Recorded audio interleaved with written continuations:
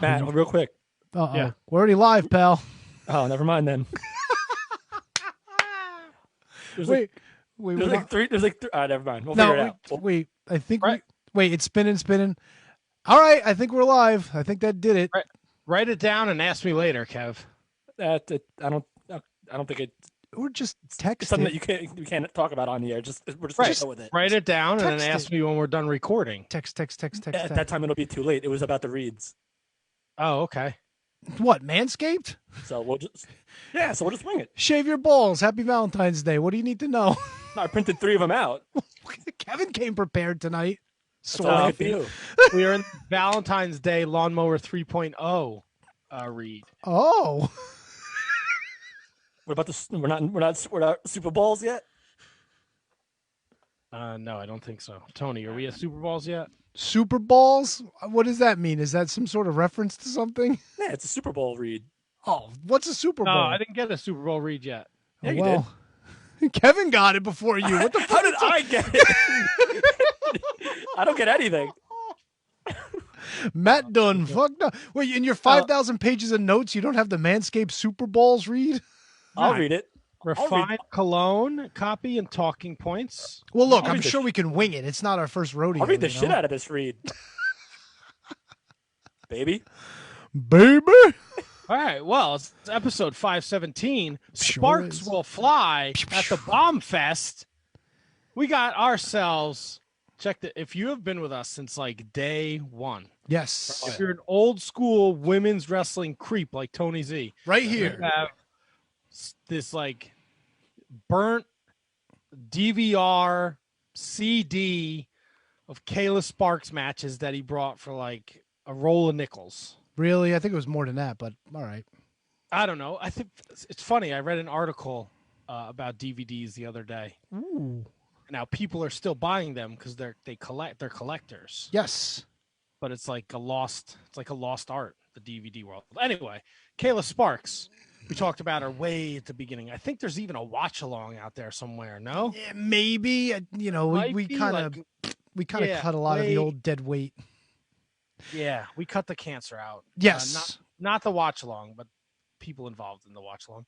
But Kayla Sparks is joining us tonight.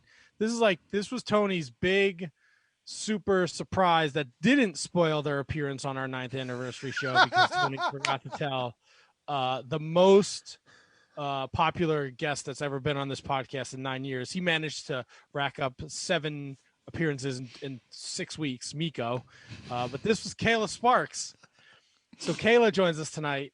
We're going to talk to her about the Killer Divas. That's right. Diva Killers. Diva Killers, whatever. We're going to talk to her about her love for Sting. She's a Sting fan. And whatever else. This is Tony's baby. This is all him. This is like couple weeks ago, and Tony doesn't, if you listen, Tony doesn't speak during certain interviews. It's just me and Kevin. So this might be just a Tony one. Me and Kevin might we might go shot for shot every time Tony says something weird. Ooh. I did it, James. Son of a bitch. Oh, you should have done that. I'm sure you'll have plenty of time once he starts gushing. And... But I'm intrigued. The Sting thing intrigues me because at the end of the day, we're all fans. So, like, if you're a wrestler and you're still a super big fan, like, kind of, we can all relate to that, right?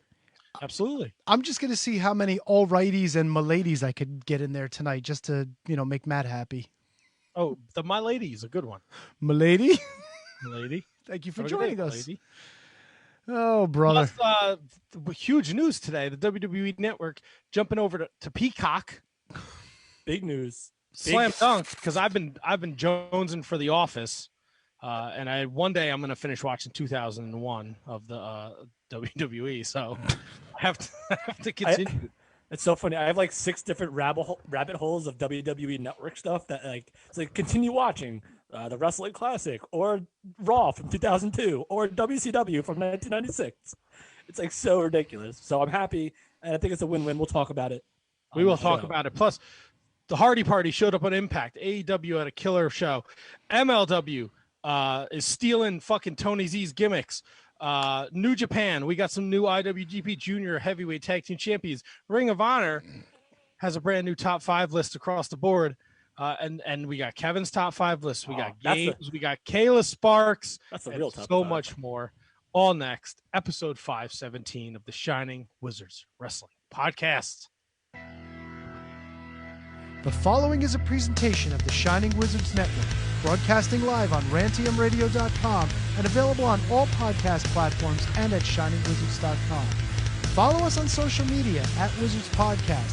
Check out our merchandise at merch.shiningwizards.com. Do your Amazon shopping at amazon.shiningwizards.com and become a Patreon supporter at patreon.com/wizardspodcast. As always, we thank you for your continued support. And now, enjoy the show. This is the man who is stronger than death, Matt Hardy, and you are listening to the Shining Wizards Wrestling Podcast. What's up, fuckers? I love the big package. And he's got those smelly balls. What the fuck are you talking about? Fucking loser. Fuck the Shining Wizards.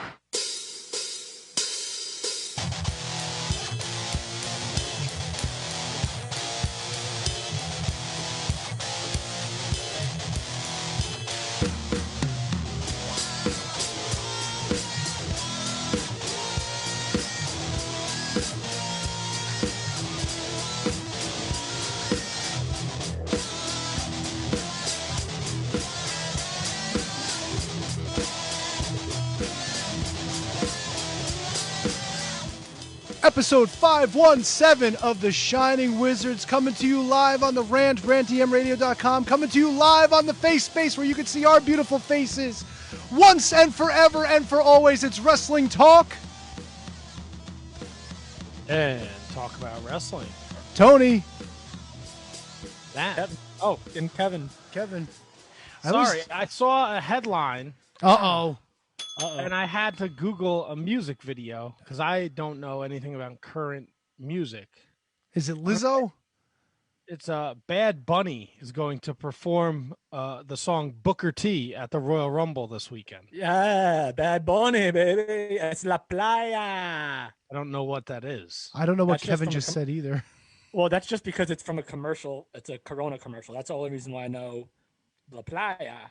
But Bad Bunny I know because a former bartender at the Poorhouse in West Orange is obsessed with Bad Bunny. So she is always posting Bad Bunny stuff.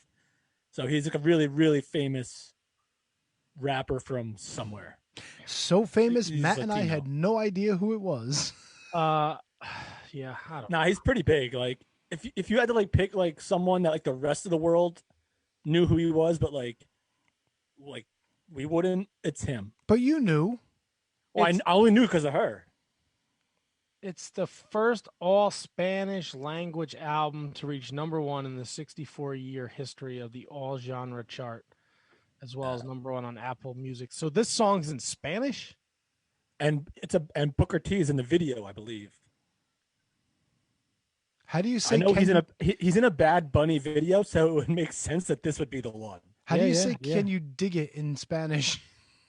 He looks like a fucking I believe it's the same way you say Oh, please don't play that eat your cake thing. and finish or whatever. Takes the cake and finish. It's the same thing. The languages are very similar, Tony. It has 39 million views on Yeah. YouTube. I'm telling you, this Bad Bunny cat is like legit famous, like a world famous star. Do you think anyone cares though?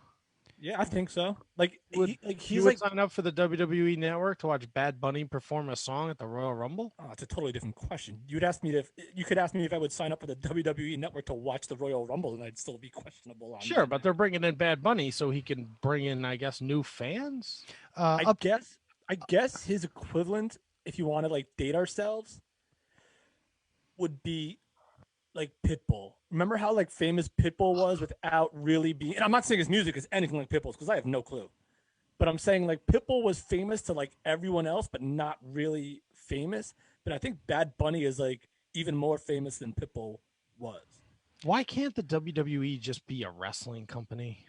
Matt, come on. They've done this forever. Stop it. This is terrible. Wait. But how can it be terrible if we don't even know who he is? Wait. You want to hear this song? All right, if you're fine, listening to a song, that's one thing. Are we but going to get booted off of the YouTube? Were you a fan we'll, of? We'll talk over it. It's not a big deal. Just play. Are it you for a couple were you a seconds. Kid Rock guy? Were you a No. Exactly. And Kid Rock was there. Were you? Really not. I mean, we might be fans of Willie Nelson, but how many Willie Nelson songs have you ever actually heard? Ever? Road Again.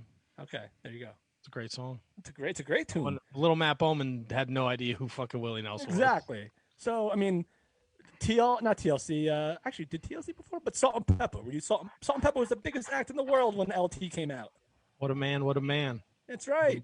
What a mighty big man. So just because we don't appreciate the music. Oh yeah, this is all Booker. This is Booker T. He's got his rings on. Booker T is the Bad Bunny. This is. Oh, this is great. Is it? Oh,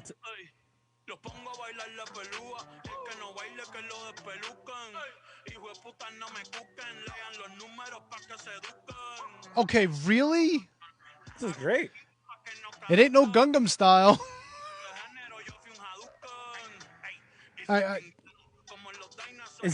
That's Booker T? Yep. He's literally just standing in the middle of like a room, and this dude is just wrapping around him. Comer mi taco, sucker. That means he's gonna do a Bunny Rooney. That means eat my tacos, sucker. A spin a bunny. A bat a Rooney. A bat a bunny. A bat a boonie. Ooh, bad and boony. Bad and boony. No, all right, are we done playing the bad loony bunny or whatever? I'm gonna pass on this. Might pass on the Royal Rumble too, because Wait. You're gonna pass on the Rumble? Come on. How are you gonna pass on the Royal Rumble, dude? Seriously, right, Tony, that's human. He's gonna easily. You're gonna watch it. Stop. Of course he is. Of course you might not go out of your way to watch it. You may watch it on Monday or Tuesday or Wednesday. I'll tell you why he's gonna watch it. Because we're opening season 3 of the picks on Royal Rumble Sunday, so he's got to figure he's got to get a leg up on me this year. That's the problem. Get anything up on you? Did you finish? I could throw fucking darts at the wall, and I could have decent WWE picks. Kev, didn't you win last year? No, that was Matt. You won last year? No, what? Oh no, it was Tony. It was you. Oh, last year. Oh, last. All right, so we're in a new pick year. So I was going by like this past picks. And then you said you won, yes, but you said you won last year. Or you said Matt won.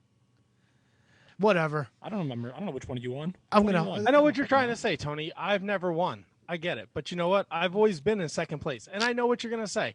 It still means I'm a fucking loser. But I've never been at the bottom of the ladder. I've always been in the middle. Yeah. Isn't it funny? We climb over you and we climb back down over you.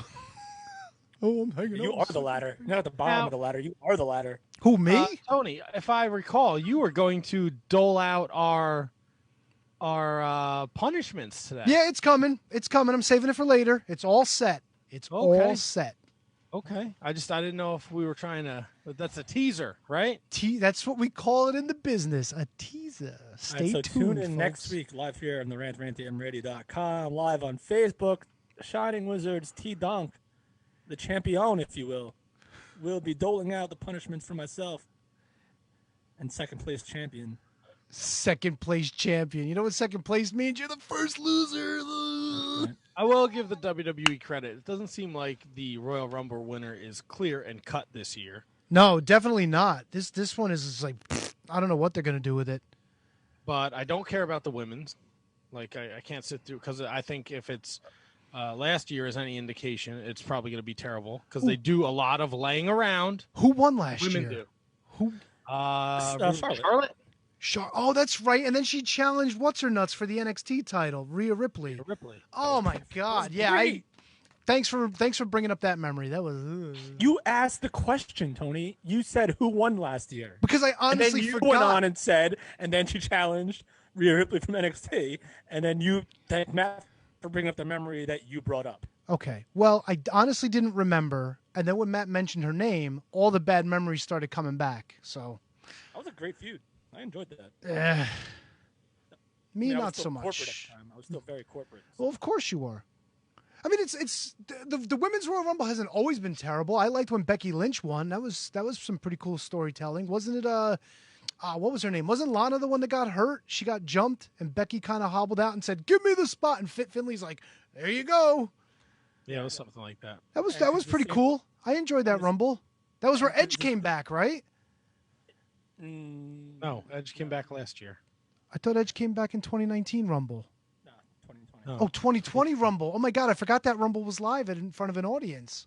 Yes. Wow. So Edge won in 2020, and then the same Rumble that Becky won, Nia Jax did the same thing and tried to got into the men's Rumble by beating the shit out of, I think it was R-Truth, and then she got eliminated. So the same Rumble, you had Becky Lynch taking a spot, and you had Nia Jax taking a spot. Wait, Edge didn't win that Rumble. He didn't win. No. What are You said Kevin just said he talking about? did. No. Yes, he did. Go back Did and I say he listen. won Trust me, he did. If I said he won it, I misspoke. Okay, well, he was that's just why I'm just surprised. questioning, because I wasn't sure that he won it or not. No, he got eliminated by, I think, Roman Reigns. He was in the Final Four. So Yeah, who won that Rumble? Roman Reigns did? there you go. No. Which one? You just Last year. Be clear on what Matt, Rumble you're 2020. talking about. 2020. Drew McIntyre. Tom. Oh, that's right. Claymore won. I don't remember any of this. I don't remember. You know what I do remember? I do remember Claymore had to defend the championship at WrestleMania after he won it against Big Show. Do you remember that? Yes. Talking about bad memories. Kevin, to your point, I will not watch the Royal Rumble. I have zero interest in it.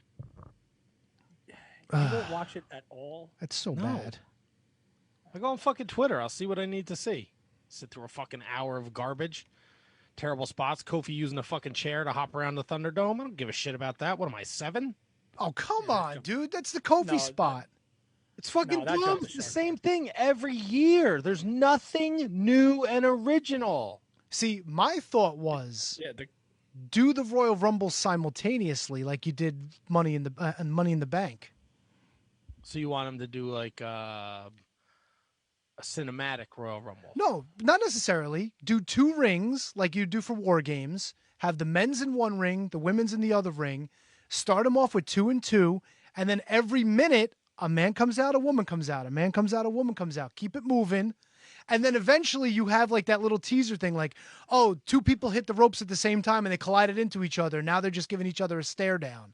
You know what I'm saying? And then at one point, some cocky heel from the men's side climbs into the women's side like he's going to be a big tough guy. And then the women give him the beat down and then throw him out. You could have like little stories like that going on at the same time. Oh, I see the disgust on both of your faces.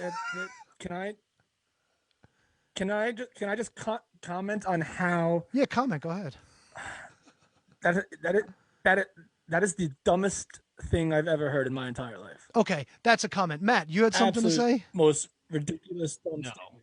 I have not. I thought you hated intergender wrestling. I do, but if it's a guy trying to show off and the women beat him up and toss him out, I'm fine with Yeah, that. but then if it happens the other way around, you're gonna piss and moan. Yes, at it. I am. You're damn right. So you can't have it But one. Yes, you can. the whole thing about the Royal Rumble is how it creates storylines amongst the brands and amongst, like, unless you're gonna have a WrestleMania full of intergender matches, it makes absolutely no sense to waste time creating interactions between the two in Royal Rumble matches. It makes Look, no I'm coming up with sense. ideas. I'm coming up with ideas to try to get somebody like Matt, who doesn't give a shit about the Royal Rumble anymore, to actually maybe, oh, this is interesting. I don't know. If it doesn't work, it doesn't work. But here's the thing: Matt's in the minority. Matt's in the minority of people that don't care about the Royal Rumble. I feel like. Yeah, you know what? I think that's still true. I haven't watched a WrestleMania in like 4 years. Oh, that's a different ballgame, man. You didn't watch any of last year's WrestleMania? I think I saw the Boneyard match. Okay, well, that was probably the most important thing to watch. You enjoyed that, but though, no? But it was okay for what it was. Yeah, exactly. Look, I'm just not into the WWE product. Does not do anything for me No, I get it. There's a lot of people in that position. because they do the same thing every year, and they dust off a Goldberg. They dust off John Cena. They dust off The Rock. They bring back Brock. I don't care about that. I want to see Keith Lee. I want to see Adam Cole. I want to see Aleister Black. What is Aleister Black doing on WWE TV? Is he even on WWE TV? Ooh, that's, somebody Well, posted. Matt, that's what the Royal Rumble is for. For what? For him to fucking get eliminated by the fucking Big Show because he's the surprise entrant? Yep, exactly, Matt. Exactly right. 100%. And you know what's funny? I guess because the Dusty Road Classic is going on. Matt, they posted a picture of Aleister Black and Ricochet together. Remember when they came up together and then they kind of went their separate ways and then Aleister Black just disappeared? Remember that? I remember that. He was drafted to SmackDown. I guess they smacked him away. I don't know. I haven't seen hide nor hair Matt, of him. Here's my thing. All right, so you're complaining about Aleister Black not being on TV. Now, maybe they're keeping him off to bring him back for the Rumble. That gets him back on TV. So now whether or not you're complaining about him not being in the main event, that's a different argument. But if you're complaining about him not being on TV, holding him off to the Rumble is usually a good spot to be in to be brought back. Brought back for the Rumble? No, to be brought back and in a program going towards WrestleMania. What? Please enlighten me. What kind of program? See, now here's the thing. Your expectations are too high for everyone then. No, give me something I'm interested in. Don't give me Alexa Bliss throwing fucking fire at Randy Orton. Okay. And then him coming out looking like a fucking burn victim All next right. week. So props to him for committing to the burn angle, but this whole like the Fiend, Randy Orton, like I don't give a shit about. Okay, it. all right, but you're Hokey. changing gears. What Kevin's point is, say he gets into the Rumble, and I don't know who's the Intercontinental Champion. Maybe he eliminates Shinsuke Nakamura, and now there's a feud for the Intercontinental title. Maybe it's Big E. Maybe he goes after Big E. Maybe they get a match at Mania. We don't know, and maybe they build on it going into Fastlane. I don't know. But Kevin's right. When somebody pops that would back be in, great. But I have zero faith in anything the WWE does. Well, didn't when Edge came back, they did the whole spot with rated Edge, whatever their team was Rated called. RKO? Yeah, and then they went on to Mania and they had a great match, and then unfortunately Edge got hurt. But that's something that would build. I know what you're saying. They bring a lot of guys back and they wind up wasting them. You would hope that if they brought back somebody like Aleister Black, that they would have something for him to get him up to at least a decent level and maybe get him on WrestleMania. It's just too much hokey, bad writing, garbage that I'm not wasting my time. My time is valuable. I understand. And you watch a lot of wrestling to begin with. I get it. And I watch what I like. 100%. That's the what Royal we Rumble all... because it's the Royal Rumble. Because, I have to sit down and waste fucking 3 hours of my life watching something I'm not going to enjoy. Why would I do that to myself? Nobody's saying you would. But a lot of people do that. People on the internet. I'll watch 4 hours of Wrestle Kingdom. I don't necessarily care for all that, and I do it. You do it because you want to, or you do it for the podcast? I do it for the podcast. No, I do it. Do that though.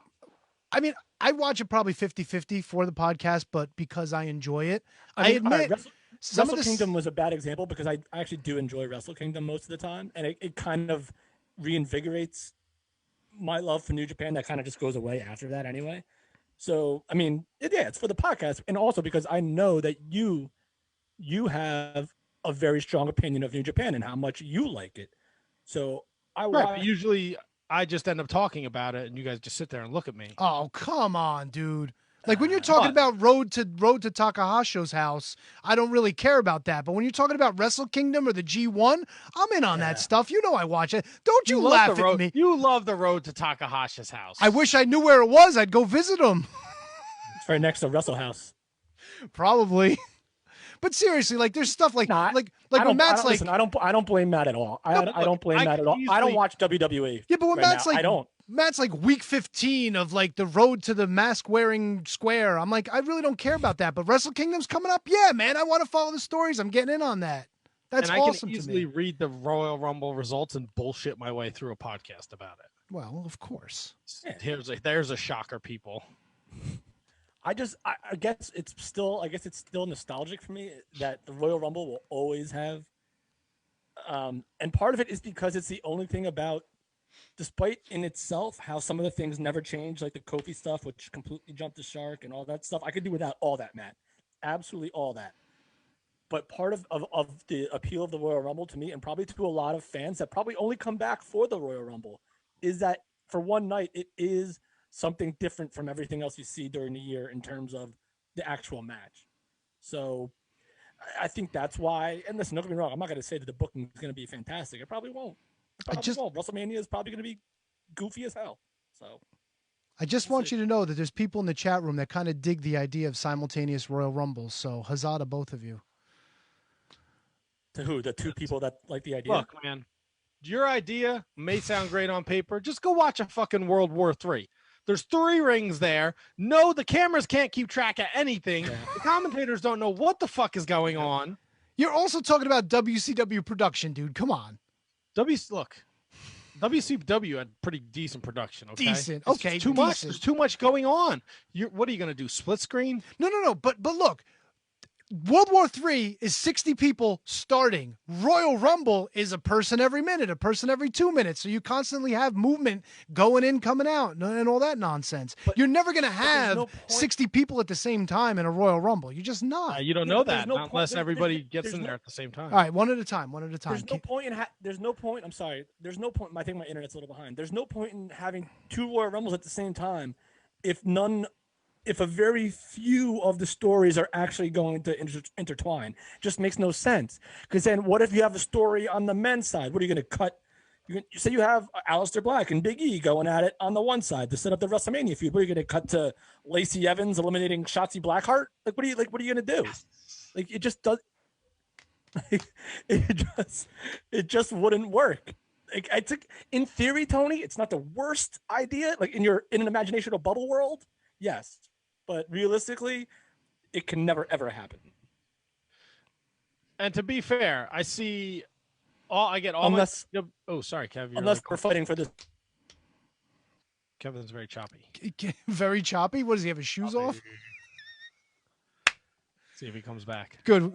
Here he is. You're very choppy, Kev. Sorry, we missed the end tail of your rant. I said, to be fair, sorry, Kev. Go ahead.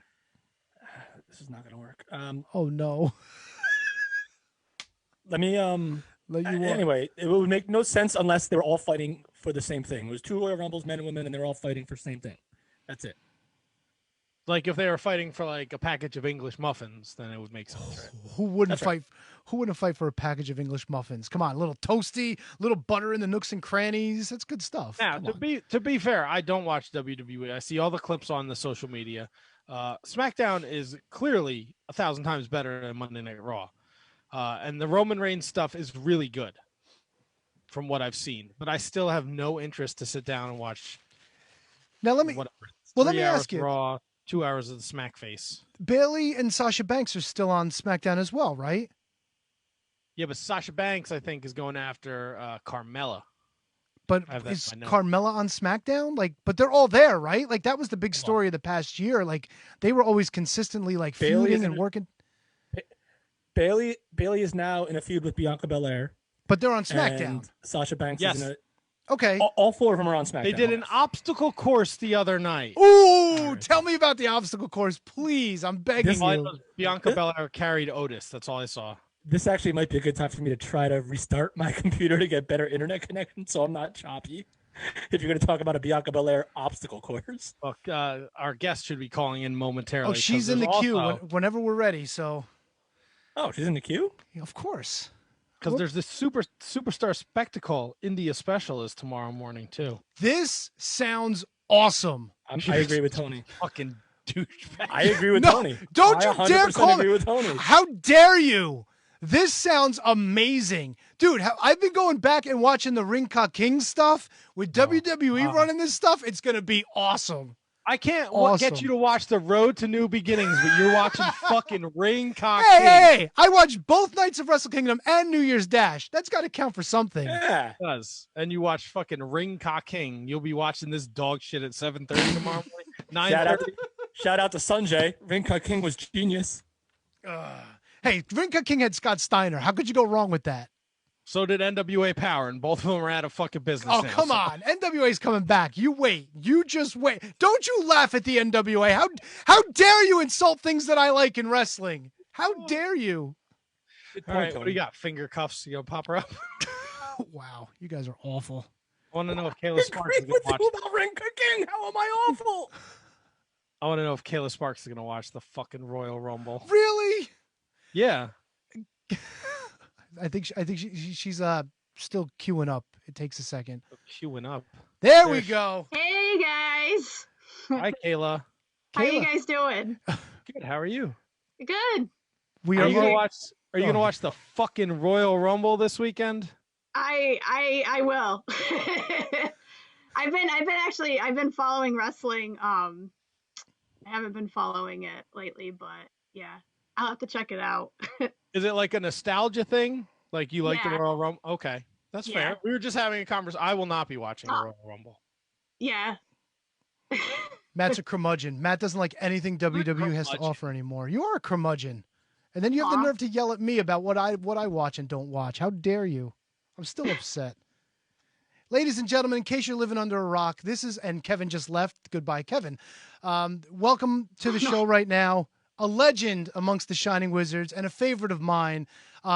Let me just give some allocates here. Most inspired wrestler of 2002, the best female wrestler in World of Hurt Wrestling 2005, former World of Hurt Wrestling women's champion, and she made a triumphant return in 2019. Unfortunately, I missed out on it because I'm an idiot. The one and only Kayla Sparks. Kayla, proper intro. Thank you for joining us.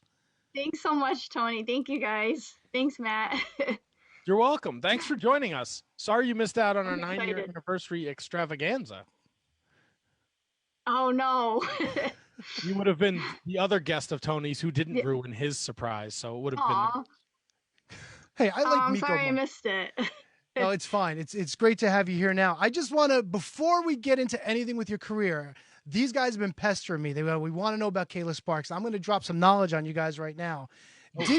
Did you know that Kayla had the privilege of working through her illustrious career with not only Tony Mamaluke, not only Sumi Sakai, not only Alicia Edwards and Velvet Sky, but Bobby Fish, and one that surprised the hell out of me, Brody Lee. Brody Lee was a brand new in the business when he was working with Kayla and Miss DeVille. How's that for history? Mm-hmm. Yeah. Wow. You did your homework. Thanks, Tony. I always do my homework. Hoover Boy too.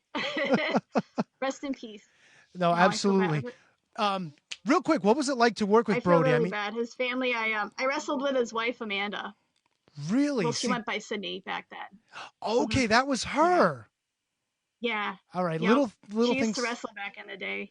That's pretty cool. So what was your experience like? I know that you were fairly, young in the business, and I know he was at the time. What was that like?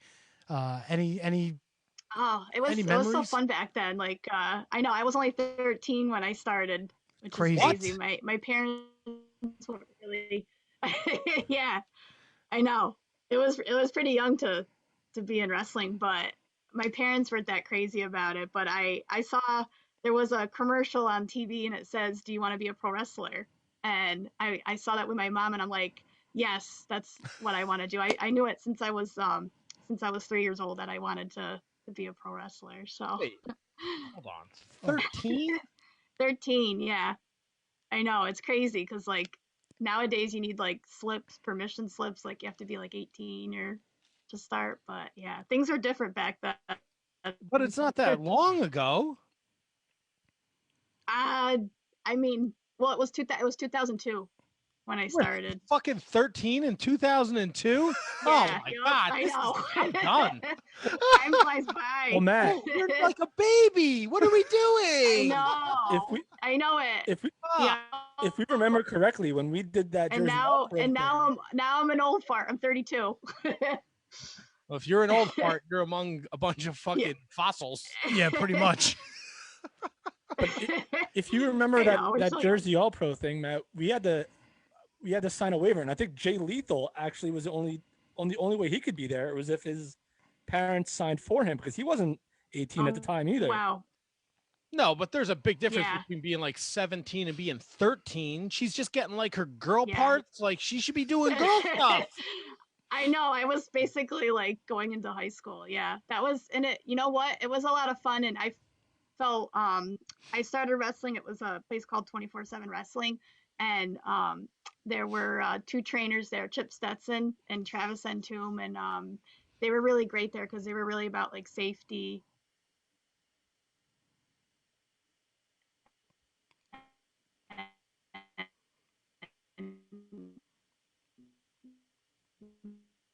Did it? It's all right. She froze up. I think Kevin froze up too. Teaching everyone like how to. Now, okay, so you said Can you guys see me? I think there's a bad connection. Yeah, Oh, you no, froze you're up a good. little bit, but you're good. You're good. So you said you knew Okay. when you were 3. So if you were 13 in 2002, and then you were 1992, you were 3. What Yeah, I think so. what was the defining moment for you where you were like, I want to do that. I want to be a wrestler. I loved watching my dad would sit me on his recliner. We would watch pro wrestling every morning, on Saturday morning. And Hulk Hogan and Ultimate Warrior were my favorites back then. There's a video of me somewhere where I was opening a present and it was you could hear me say like Hogan Warrior. That's awesome. But I'm I was sorry, I was obsessed with wrestling ever since I was little. Yeah.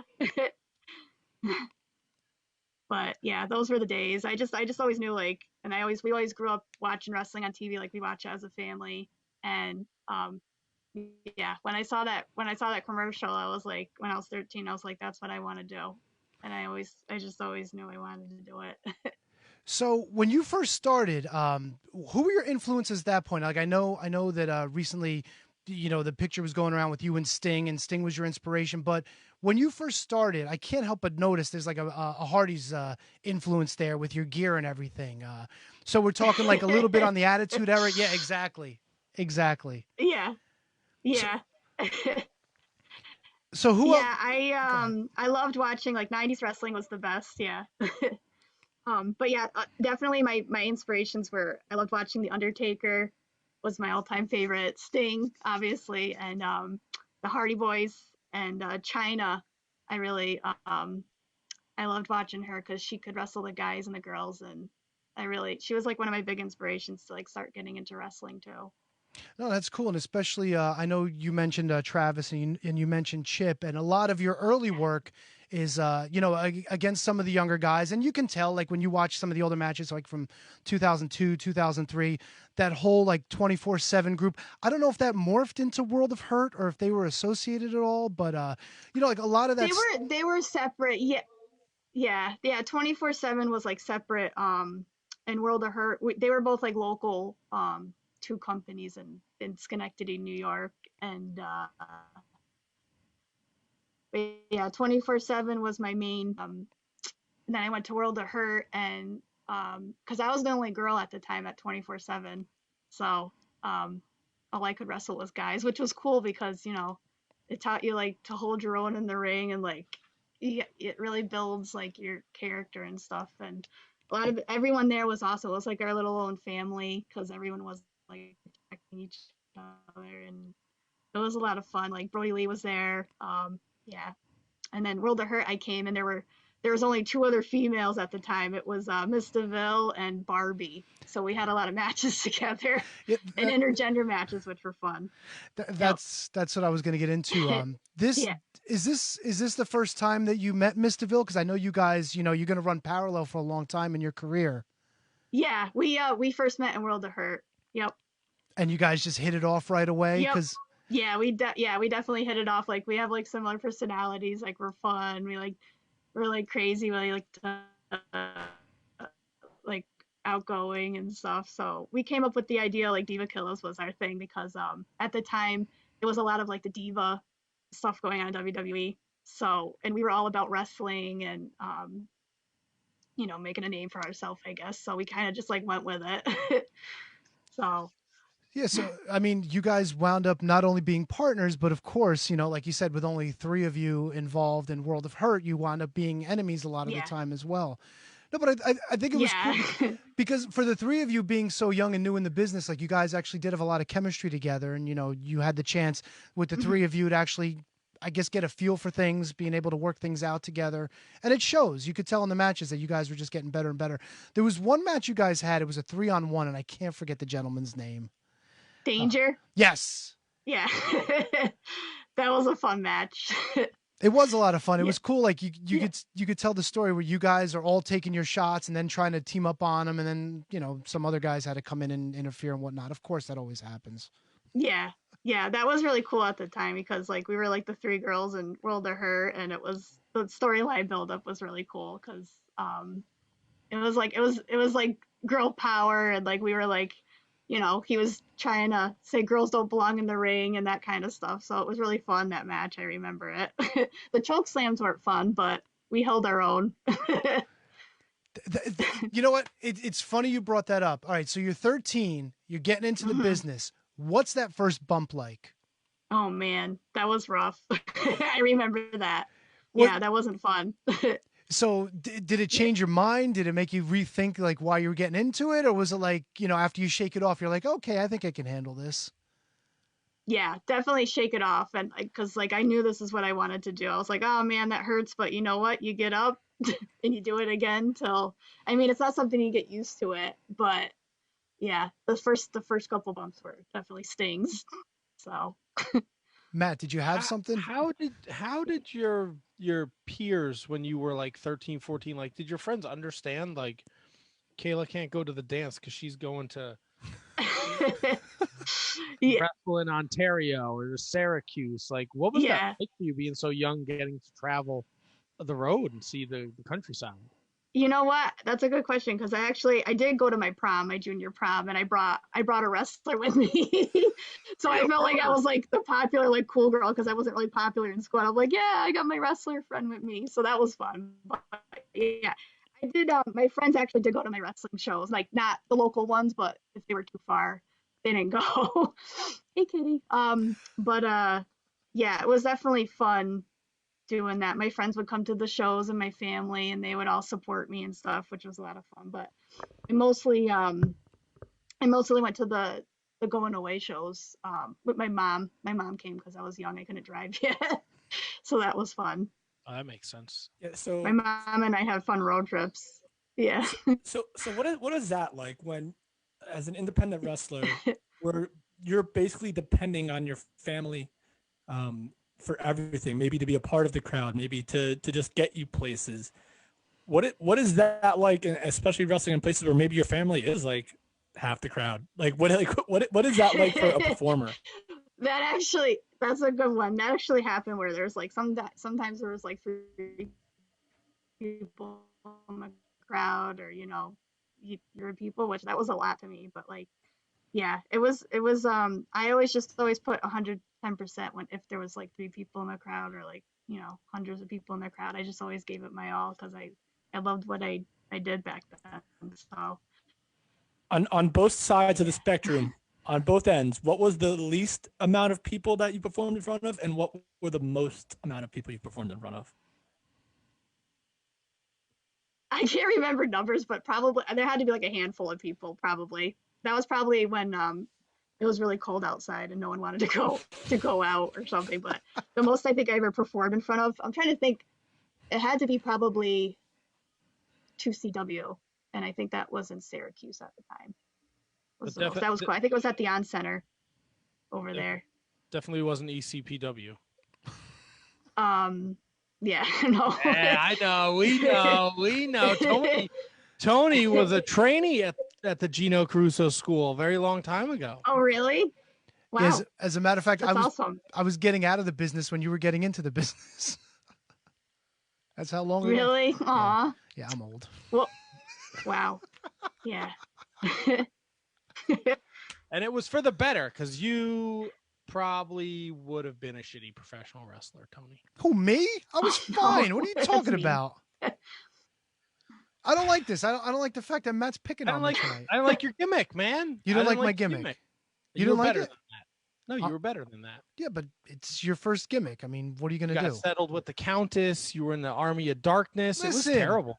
Listen, first of all, it's not about me. No. Second of all, I didn't have a great gimmick like Kayla Sparks. You know what I'm saying? Come on. You're doing the JOB for Gino. Aw. Not even Italian. Come on. Gino's Irish. So what? It's close enough. It's fraudulent. That's what it is. Kayla, what was training like back then, as opposed to what you've kind of seen now? Is it still? Was it basically just like basic now that wrestling has evolved so much? Do you think that if you were to train right now, you would get different basics or different styles of learning than you did then? That's a good question. Actually, I feel like it's the same, because wrestling, I mean, you know, wrestling has evolved, but one of the main things that they always taught us was like psychology in the ring and, telling a story. Always keeping the other one, safe in the ring. Basics like, how to make it look like authentic and to be, bring out your character more in the ring. And, that I feel like it would have been the same. What was, let me see, I'm going to pick a random number here. What was the third drill you learned? Wow. I can't remember the number, but there was always one that stuck in my mind where, the one would hit off the ropes, the other would drop down, and then the other would jump over them, hip toss, arm drag, get up, that kind of drills. Those are that actually, I was like in the best shape of my life when I was wrestling because a lot of it is cardio and like, yeah, they really pushes you. All right, so that is probably the most random question I've ever asked on this podcast. So there you go. It was a good question though. Yeah. There you go. So you get it. You start young, and then you get out young too. Yeah. Was it just it was time for you to do something else, or to run its course, or what was the decision in you? Yeah, you know what? Boots, whatever. That's a good question. I had, I don't know if anyone knew, but I had at that point, I know a lot of wrestlers get concussions, but I think I was like 17 around the time I retired, but I had 2 concussions on my plate and I wasn't feeling 100% in the ring, and I would get a lot of vertigo where you get really dizzy and you kind of, it scared me because the second time I remember I kind of blacked out for a couple seconds in the ring, and I couldn't stand up for like 2 hours after the ring, and I had to go rush to the ER after. So like after that, it was never like quite the same. And years after, I just always got vertigo, and it's not fun when you feel off balance, and it's kind of debilitating because you can't really do a lot in the ring when you can't like stand up or like move around. So yeah, that was scary. That was one of the main reasons why I stopped. So then getting back in the ring in 2019, was it like riding a bike? You just kind of, you got back in there and it was good to go. Yeah, it was definitely like riding a bike. It was like at least at like 12 plus years since I was in the ring. So I was a little rusty, but it actually was like, I felt like it came full circle because Chip, my trainer I was telling you about, was actually helping us out, was back with Miss DeVille in the ring, our return match, and he was helping us train together, and it was really fun doing that. And I did kind of get my concussion vertigo stuff back again, but it was only like temporary. So, but yeah, it was a lot of fun, like getting back into the ring and doing that again. Kev, we can't hear you. Your mic's not on. I'm unmuting. Did you prepare any different? Sorry. No, we're good. No, Did you prepare? I'm going to say this for the 18th time, only the second on an actual live mic. But did you prepare any differently? Like, were there any precautions? Were you not willing to do certain things? Does stuff like getting hurt again cross your mind at all when you do all these sorts of things again? Yeah, definitely. It was on my mind, getting hurt again. But I just kind of, I knew, like, because I'm older now, so like I knew like what my strengths and weaknesses were, so like I knew like what to do or not to do in the ring now that we're like older and we haven't been in the ring a lot. But we did do practice, and like we were doing the same, similar stuff that we were back then, but of course we're not like 13, 17 anymore, so we can't do a lot of the flips and stuff. But you know what, it did kind of put a spark back in me, pun intended, I guess, spark. But it made me want to like get back in the ring again doing it. But it was a lot of fun, just like being around the guys the guys and girls in the locker room at World of Hurt. It just brought back a lot of good memories. Do you think that's something you can handle? Yeah, I don't know, never say never, but I mean, I'm still young enough to, if I wanted to get back into it, so never say never, right? Who'd you work with in that last match? It was Miss DeVille again. We had it's always like us wrestling each other, it seems, at World of Hurt. Yep, that was a lot of fun though. Is she your favorite and opponent? actually, oh sorry, I was gonna interject. It was fun because the Godfather was there at the show. Did he ask you to be one of his World hosts? No, no, he didn't. But it was the funny. Godfather was like, the Godfather was like, I need some hose. I would have been all about that. I would have found a wig. I would have stuffed. I mean, I don't necessarily need to stuff my shirt because I'm a little fat guy. But I would have been a hoe for life. That would have been awesome. Yeah, right. It was actually funny though because he came out because there was these two guys that came out. They didn't like women's wrestling, and he came out to like support women's wrestling, and he came out and we did the hoe train on the two guys in the turnbuckle. We took turns. It was Kristen, it was Vistaville, me, and then Chip did it because he was the special guest referee, and then the Godfather did it. It was really funny. Awesome. That's a fun story. Yeah, it was a fun match. Good memories. Just so you know, when we're done with this interview, these guys are gonna be like, "You asked her if she would be a hoe." That wasn't being rude. No, not That's at all. a fair question. I would be a hoe. It's much better. I don't know. It was funny. I mean, it's not the best question I've ever heard. No, it's definitely not the worst. There were I think Lita and Victoria were his hoes back in the day before they were wrestling. And that's so was Mrs. Foley. Really? Oh wow. Yep. Wait, Lita was a hoe? I think I remember that. Like her and Victoria were. I mean, Edge, Matt Hardy, CM Punk. Oh, come on now. Really? See, all right, now you went too far. Hold on. See, Matt, this is where like the character's name is Ho. So like that's what makes it okay. Right. You just talking about their personal lives, insinuating that they're a real life is not okay. I mean, Victoria was a hoe. If it looks like a duck and it quacks like a duck, okay, you right, quack. a duck, right? We're on the line with Kayla Sparks. All the social media platforms at Kayla Sparks 24/7. Please give her a follow, a like, and all that jazz. Lots of great stuff on her Facebook page to get an idea of what her career was like. I've got a list of people here that you worked with, and around that time in the mid to late early 2000s, you worked with so many people that were on the cusp of greatness. I mean, just going back, like women, especially that I remember, you worked, of course, with Missy Hyatt, Melissa Stripes, Mercedes Martinez, who actually went on to win the Elite Eight from WXW, Portia Perez, Jana and Latasha. Jana I love because she was a local girl. She was from Hackensack. I used to follow her too. And Alicia. Tell us, please, you have some stories about Alicia because she's like the stuff of legend around here too. Yeah, she was awesome. She was so popular in New Jersey and all around. But yeah, she was definitely a character in the ring. But yeah, we had a lot of fun matches together. Indie Girls was a promotion in New Jersey. I really loved working there. I got to have a good match with Melissa Stripes, and Alicia was in there. And then there was also, I think it was another one in New Jersey. It was I can't think of it. It was like, I think it was like DWI or something silly like that. Sounds about right. Yeah, I don't know. It was like I don't know, but I did have really good matches there with Melissa Stripes and also Alexa Thatcher. We had a really good match together there.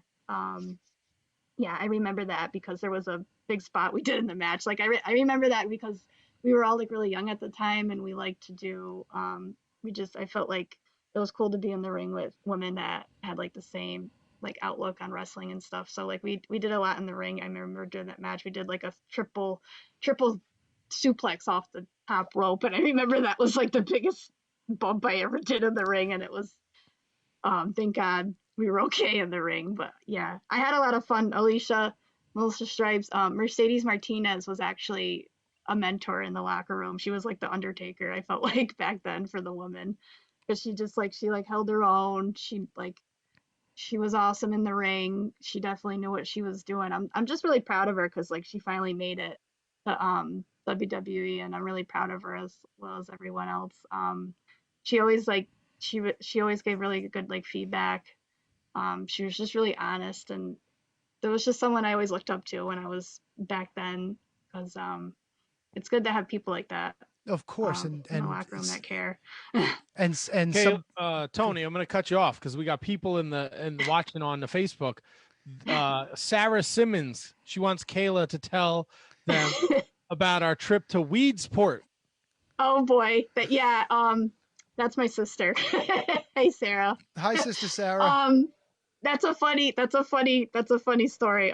Well, because I was obsessed with the Undertaker, and it was during the time when he was before transitioning into the American Badass character. He was on his injury thing, and he did this signing he was supposed to do in Weedsport, New York, and it was like 3.5 hours away from us. And I remember my mom and we called the place. It was some random place out in the boonies, and we called to make sure he was there. Like, hey, is the Undertaker going to be there today?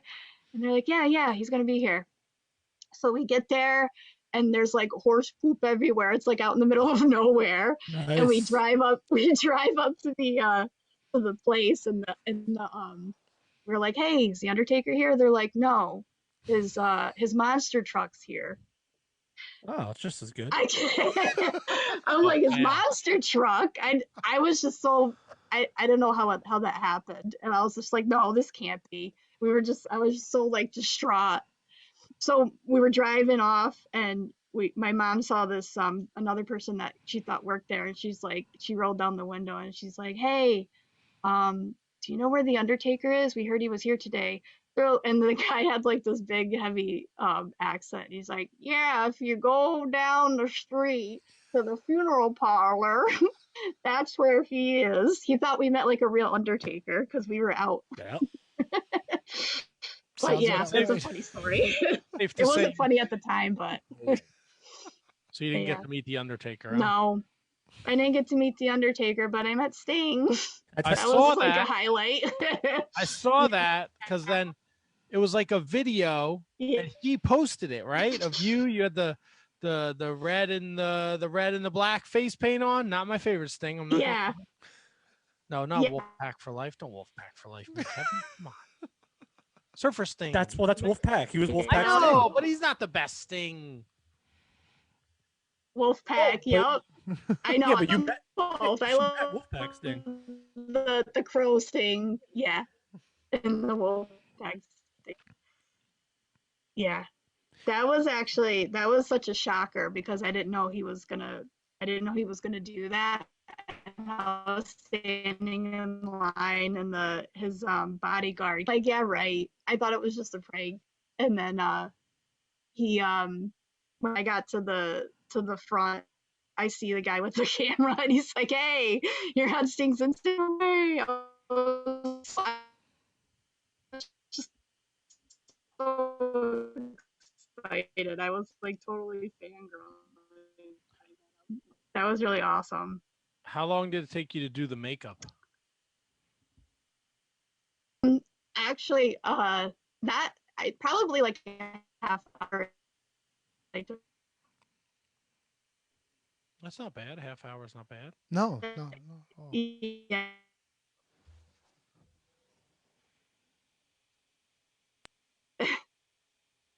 Yeah, that was a lot of fun. I gotta say, I wasn't like thinking I was gonna get him before that, and I was really excited to meet him. Actually, I was him for Halloween one year when I was like in 5th grade, and I went to school, and I got in trouble because I had a bat I brought. And well, you know, when you're a kid, you like want to be fun. Hey, but yeah. I feel like a lot of kids got in trouble back then for doing the DX, you know, thing back then too. Well, in 2020, 2021, an actual baseball bat's probably the better bat that they would want you to bring in as opposed to the other bat. Listen, your story completely trumps mine, but I'm going to make you jealous right now. Oh, here we go. Uh-oh. While you were becoming a professional wrestler, I was meeting the Undertaker. Oh, why would you do that? I forgot. I mean, one of your favorites too, Kevin? No. Yeah. Oh no. Yeah. No, he's not even in my top like 20. Wow. Oh no. Your top 20 favorites? Terrible. 20. You could think of 20 better. Your top. Wow. My top favorites. I could think of 50 more than the Undertaker. 50. Oh no. Wow, you just blew my mind, Kevin. Yeah, but I don't even know you. But he's top 10 best of all time, no question. But not even in your top 50. Probably not. I mean, maybe. I don't know. Wow. 50 is a lot. 50 is a lot. But I met him. Only so many hearts. That's true. And there's only one Macho Man. There's like 7 Marty Jannettis. Ugh, why would you put him anywhere in any list? Marty Jannetty? Yeah.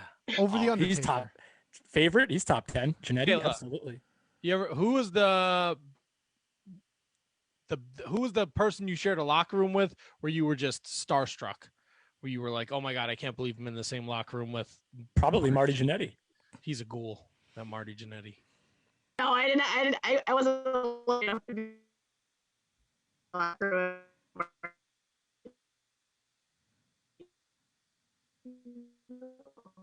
Who's got a better connection, Teddy Long or Kayla?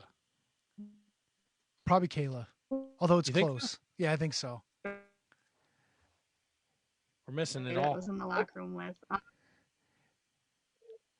Kayla, your connection was bad. We missed who you said. Nelly?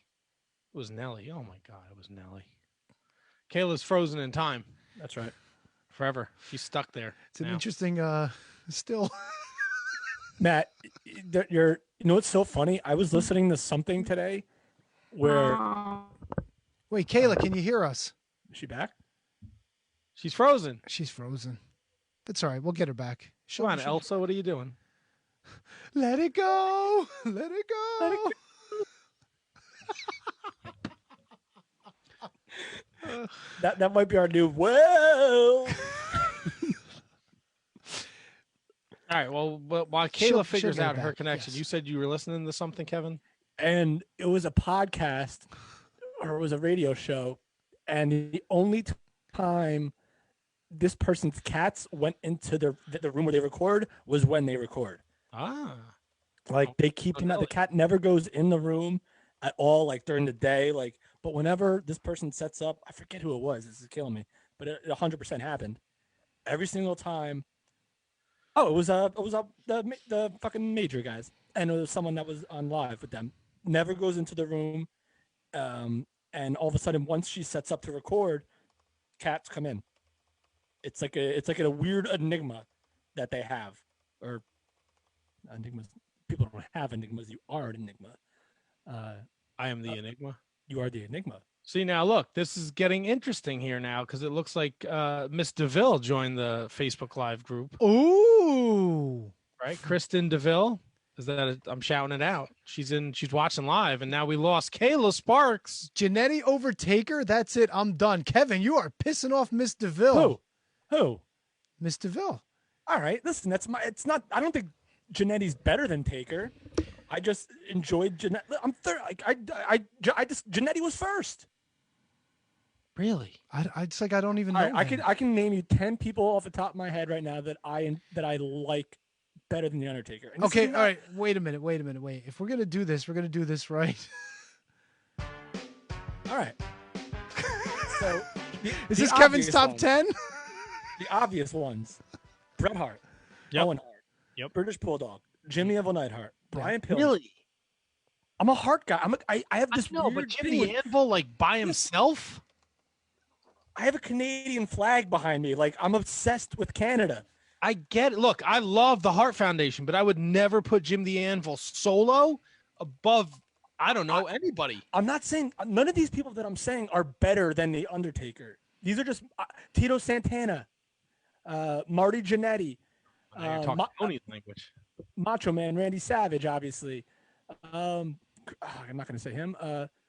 You were going to say Chris Benoit. You can say Chris Benoit. Oh, no, I don't know. He's not. AJ Styles, Jerry Lynn, Rob Van Dam. You have to understand, I've been watching wrestling since like 1986, 1987. So right, but all the guys you just mentioned essentially they all wrestle the same style, which is not a bad thing. It's just Listen, I like Jim Powers more than I like the Undertaker. How about them apples? What are you on? How about them apples? Are you trying to chase listeners away? Are you serious? What? Listen, if anything, I'm bringing them in. Who? The Jim Powers fans? Your list is worse than my Royal Rumble idea. I'll tell you that much. But not worse than your everyone in the 1992 Royal Rumble could be the world champion take. Listen, are you kidding me? We're gonna go down this road again. This isn't a list based on any merit. It's just my preference. Like I'll go back and I'll watch. Listen, I love the Undertaker. Don't get me wrong. He's just not gonna make my. He's not one of. I never gravitated towards the Undertaker. I never did. I like Yokozuna more than I like the Undertaker. Wow, crazy wild times. No, look, he wants to like Yokozuna. That's fine. Former world champion. All right, I'll give you some other ones that you probably will hate. Did he mention? I'll give you Shelton Benjamin. I'll give you Kurt Angle. I'll give you Chris Jericho. I can name 50 people I like more than the Undertaker. Did you mention the Major Brothers and or Hornswoggle? Do you like Horns? No, I like Undertaker more than I like Hornswoggle. And Dylan's a hell of a guy. But I'll take Hawkins and Ryder easily. Jannetty, easily. Dylan wrote a good book. I highly recommend it. I enjoyed it very much. Easy read. I read it in a day. I'm going to try to read I'm going to try to read more. I'm going to try to read. Yeah, I'm going to try to read. I read it, but it was like so long. I have Stu Hart's book. I'm going to try to give that another go. Yeah. And you ever read the Bret Hart book? Which one? The one that's like world renowned. The one that's called 4 out of 10. No, I didn't read that. You ever read Dynamite Kid's book? I don't know. I told me I don't read. Like I read like web pages and like sports articles. I don't read books. Well, I don't know if Same reason why I don't watch movies. Matt, I don't know if you saw in the Discord, and folks, if you're not in our Discord, please go over to our social media and click on the Discord link. It's a lot of fun. People want to start a reading like club thing, I guess. All right. So a book club. Sorry, like an Oprah Winfrey kind of thing. That's right. Cool. I just finished the book. Here we go, Kevin. Some homework for you. Oh boy. Right? No, this is really interesting. I've read a book about the Canadian National Heavyweight Championship, the history of it. When they restarted it, TJ Wilson wrestled Victor from the Ascension twice at a halftime during CFL shows during snowstorms. I didn't know that, actually. That's fucking crazy. And TJ almost died during one of the spots. He like slipped and like it was crazy. It was a really good book. If I had a nickel for every time TJ Wilson almost died in the ring, I'd have 10 cents.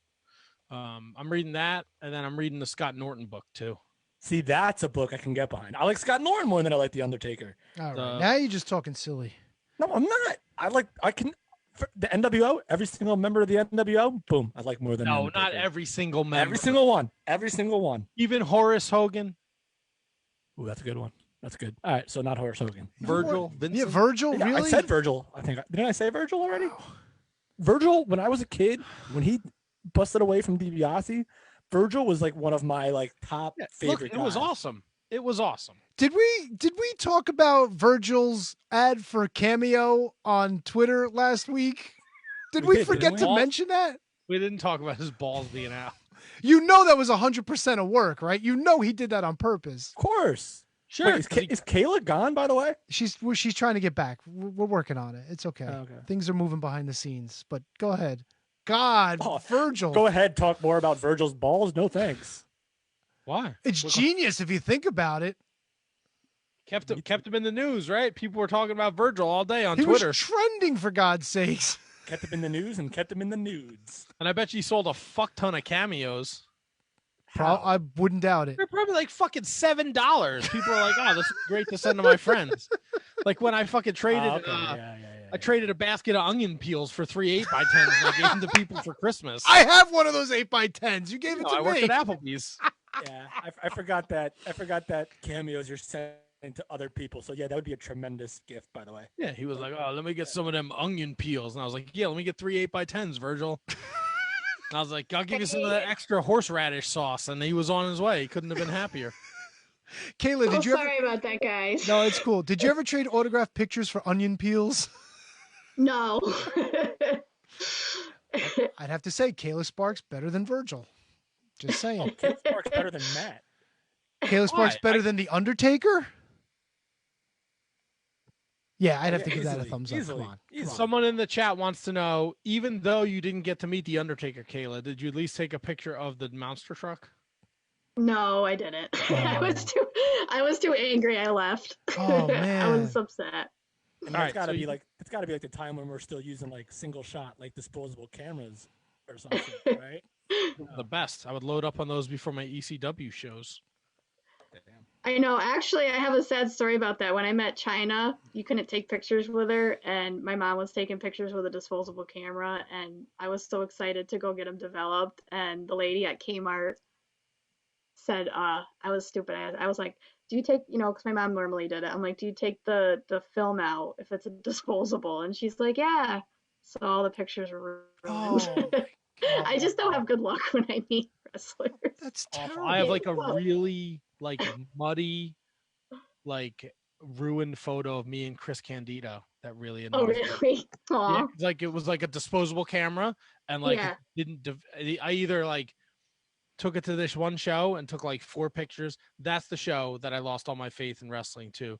When Sabu came to the ring to the Spice Girls, and I was like, "Are you fucking kidding me?" Wow, Sabu, to the Spice Girls. You came out to the Spice Girls, really? Yeah, dagger in my heart. Wow. I guess what's the name of the song? I was Wannabe. Wow. You I actually didn't know that fact. That's actually I'm a really big Spice Girls fan, if you didn't know. So I didn't know. it's ironic. See, I knew. I was trying to tell you, with the Spice Girls. Look, Spice Girls are huge. But this is the most homicidal, suicidal, genocidal wrestler in the world. He's coming out to the goddamn Spice Girls. I remember.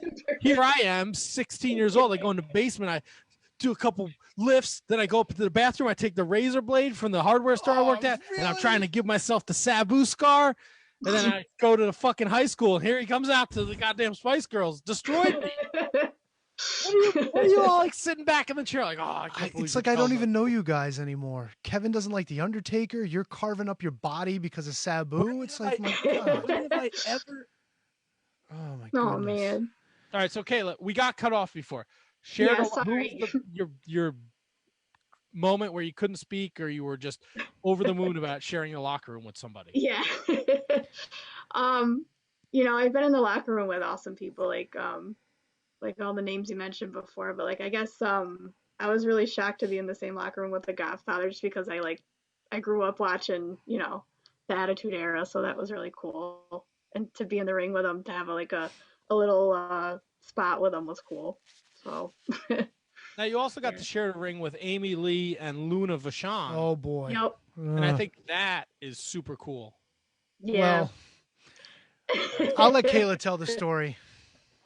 Yeah, I don't know. It was there was a lot of bad stuff that happened back then, but I don't know. I was not supposed to bring that up. Tony did not send me any notes for this. He just it's okay. Yeah, I don't care. Left me out on the island. He said, "You're a smart man. Figure it out yourself." Yeah, that was I don't know. It was in the past. It was a setup back then. But, oh, come on. Shenanigans. Yeah. I don't like that. I'm sorry. I didn't mean to bring that up. No, it's okay. It was just a lot of negative stuff back then. I don't know. No, I kind of I wanted to ask you, because I know you got into the business so young, but as you got older and you were around, I guess, more and more people that didn't have your best interest in mind, did the locker room ever become something where you're just like, oh, I wasn't expecting this, or, And before you answer, Kayla, let the record show I'm not laughing at your misfortune. I'm laughing at the picture Kevin put up of a very young Kevin with The Undertaker. I don't know if that's his profile picture and he hates The Undertaker. I know. Come on. How can you hate The Undertaker? I wanted to make that clear. I didn't mean to have it sound you're totally fine, Matt. Yeah. I'm okay talking about whatever. Yeah, this was bad timing all around. I see the picture. Wow. That's you, Kevin? A little bit. Yep. You too. Wow. That's awesome. I think it was 12, 11 or 12. Yeah, Kayla was getting into the wrestling business and you're palling around with Paul Bearer. Paul Bear is touching your tummy. That's not even my tummy. That's like my upper body. Those are my pecs. Was he giving you a chop? I don't know what he's doing. Yeah, that's an awesome picture. There you go. All right, we'll come back live here. All right, so back to Tony's question. I'm sorry, we're all over the place. We're maniacs. It's all good. Yeah, I don't care. Yeah, wait, Tony, what was your question again? Sorry, So like, I know when you got into the business, you were in a cool locker room. It was a great environment. There were a lot of guys that were looking out for your best interest, protecting you, trying to teach you the business. But, as you got older and as you started to travel and, you made more of these towns and made more shows, did the attitude in the locker room ever change to you? Like, did things just kind of like ever go where you're looking around just like, wow, this wasn't what I was expecting, either in a good way or a bad way? Like, I know you talked about Mercedes being a locker room leader and she's always been cool. And like, I was like you said earlier, I was always pushing for her to get to that next level, and you saw it there, and thankfully it finally came. But was there ever that moment where you're looking around, where just kind of like, this really isn't what I thought it would be? Yeah, well, like every locker room's different. So like, if I wasn't familiar with a show or a place where I wrestled at, with every locker room you get like some of the bad apples, but I mean, you just kind of ignore them, or you just like. I was just always like really positive back then, and I kind of just ignored whatever, if there was any like negativity in the locker room. Like I remember one time, it's actually a funny story. I don't know, I feel like women's wrestling wasn't as respected as it was back then as it is now. So there were some bad apples in the locker room, which, what, it's a funny story, so I'll tell it. There was a guy in the locker room that was serious, and he came up to me. He's like, "Hey, do you want to oil my back?" or something like that. And I remember the guys heard him say that, and they're like, "You're way out of line. Like, don't do that, Kayla." Like, I would never do that, but like, it was just like, I was just like taken back. I'm like, wow. And I remember people were just so like, it was my first time at the place wrestling was in NECW in Massachusetts. Okay. And the owner told everyone to get out of the locker room, and he was just yelling at this guy like, "You don't talk to women like that. If that was your sister, your mom, your daughter, you wouldn't say something like that to them." And I felt really bad because he was crying, and I was just like, I don't know, but I mean, that doesn't happen all the time, but that was just a story I remember that like always stuck with me. Like, I don't know, but I just always try to stay positive in the locker room. And I know there was a lot of people that didn't support women's wrestling, but it was just, it was a weird time back then. Like, I feel like if I was wrestling again now, it would be different, because like women's wrestling has come so far now. So it's cool to see that.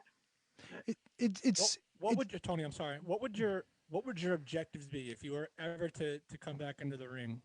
What would your objectives be in terms of a career? Would it be for fun? Would it be to actually make it? Would it just be something just to keep yourself occupied? Like, if you still love the business, what would your objectives be if you were to return right now? That's a good question. I mean, I do miss it. I was always really passionate about it. It was something I really wanted to do.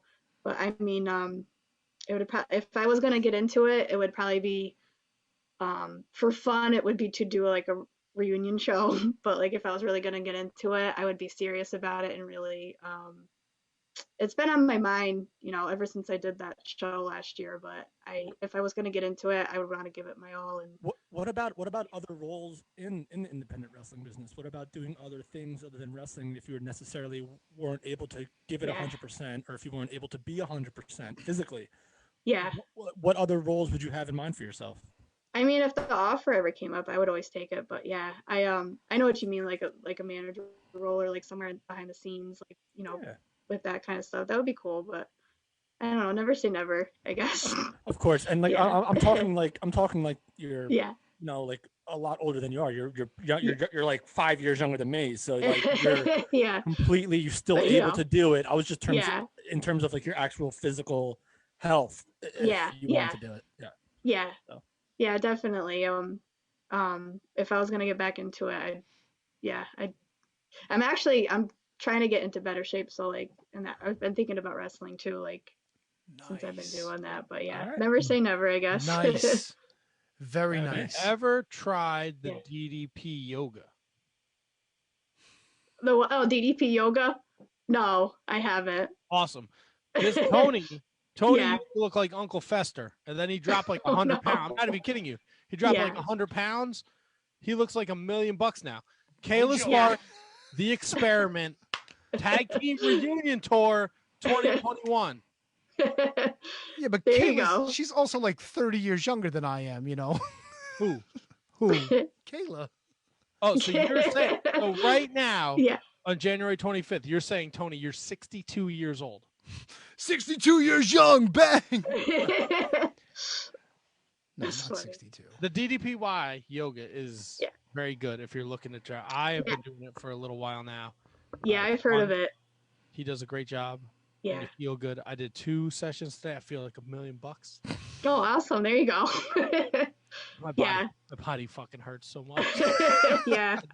My knees hurt. I'm old. It's bad. Yeah.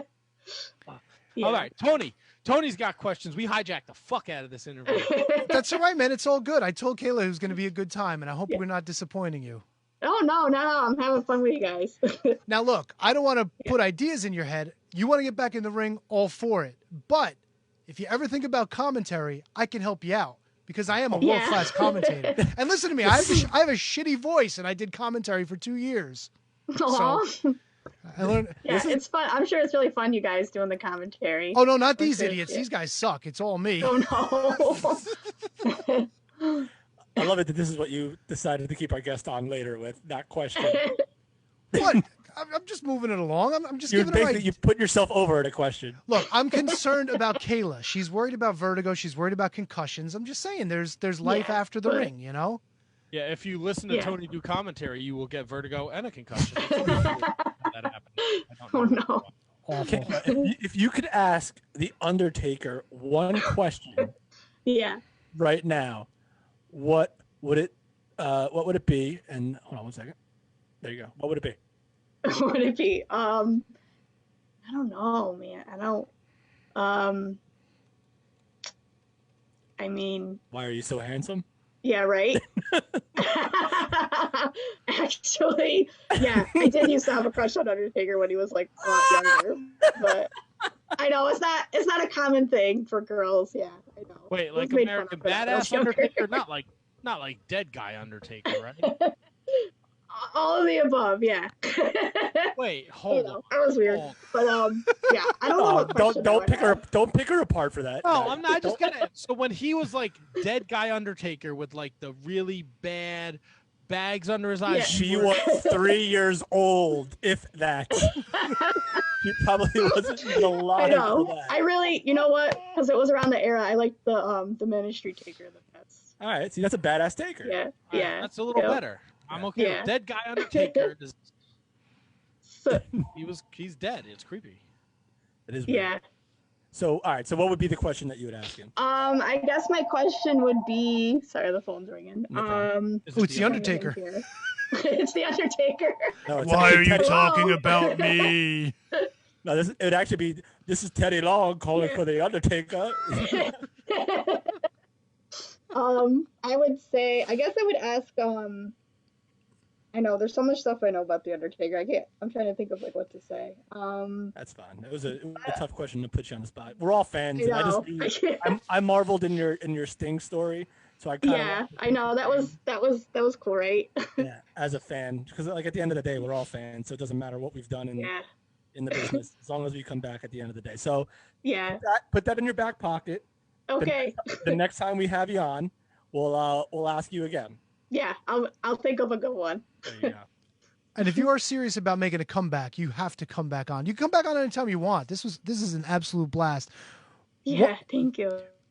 I do have to ask you, I know you work with Miss DeVille, and I know the easy answer is like, oh, Miss DeVille is my greatest opponent, whatnot. But aside from Miss DeVille, who to you, or what was your favorite match, or who was your favorite opponent, like somebody that you used to really click with, enjoy to work with, anything along those lines? Oh man, there was a lot. I know, I got a list of them right here. That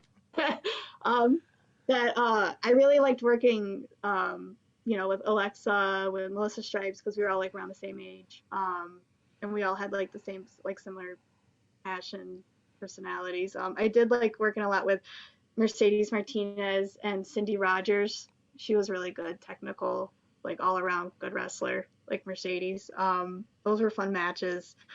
I don't know. There were so many. But, yes, Cindy is definitely one of my favorites. I think I put her up there with Mercedes Martinez as somebody who, you know, should have gotten another look, but unfortunately didn't. There were, I'm telling you, like I said earlier, there were so many women that came up around this time that, you know, like you just look back and like even like Nikki Rocks, somebody like that, you know? Yeah, she was really good. Yeah. If you could book your dream match against any of the current women in the world of professional wrestling, who would you like to get in there and tangle with? Oh my God, there's so many awesome wrestlers out there. I love Charlotte. Like she's like all around awesome wrestler. She's great on the mic. She's got like it. Yeah, but she would be someone I would love to get in the ring with. Nice.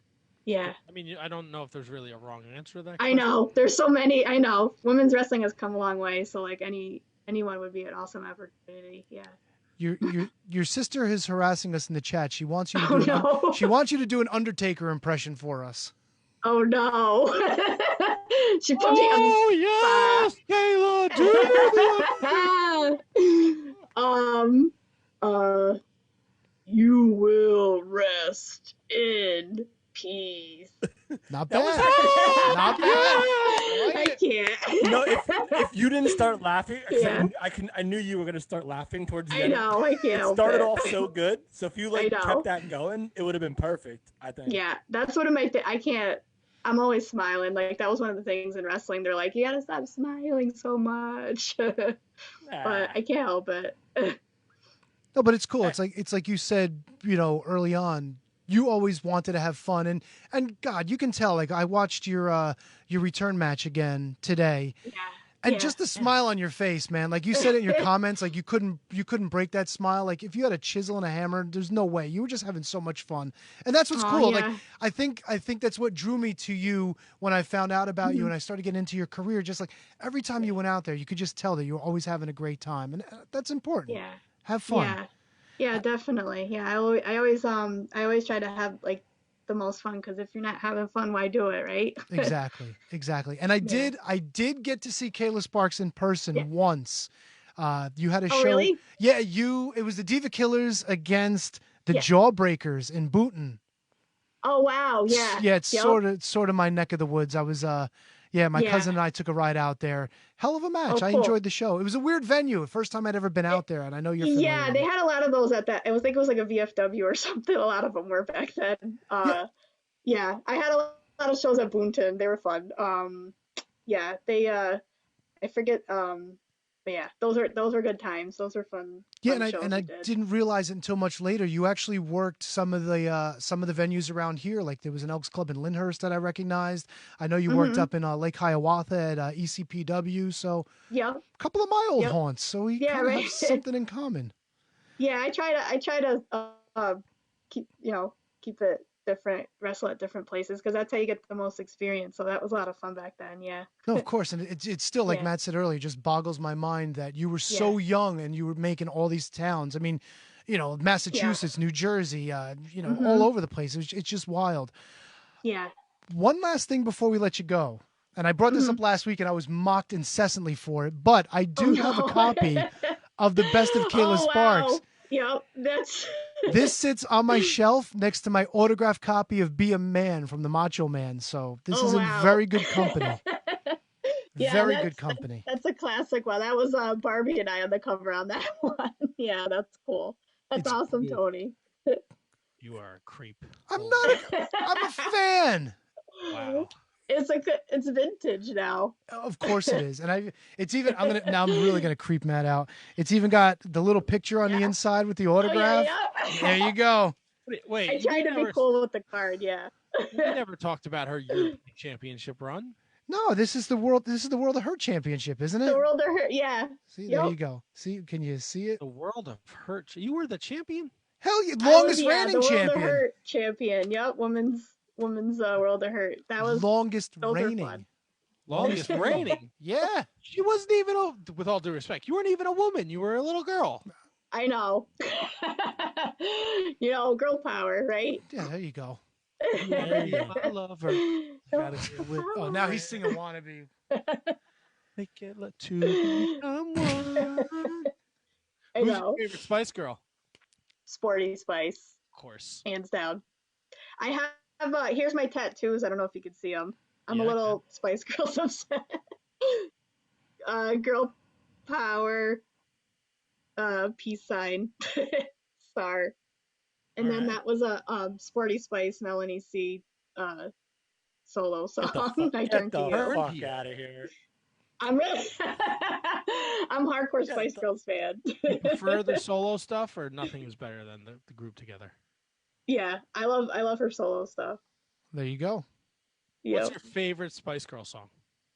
Oh my God, I don't know. There's so many. I love, you know what? Say You'll Be There is a classic one. Of course. Yeah. And I enjoyed the Spice Girls movie, by the way. I'm not ashamed to say. Yeah. I did. Meatloaf Who was the didn't, bus right? driver. Yep. Yeah. That was funny. That was a good movie. Love that movie. Can you quote lines from that movie? Oh, of course. Wait, did you use the Spice Girls song as your entrance?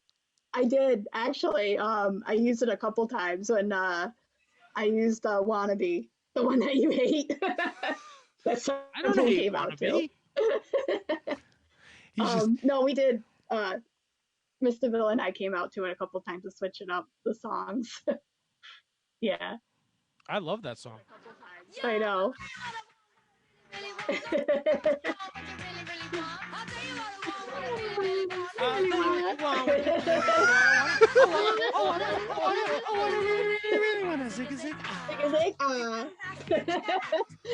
That was cool. Thanks for Kevin's playing out. it. Kevin's done.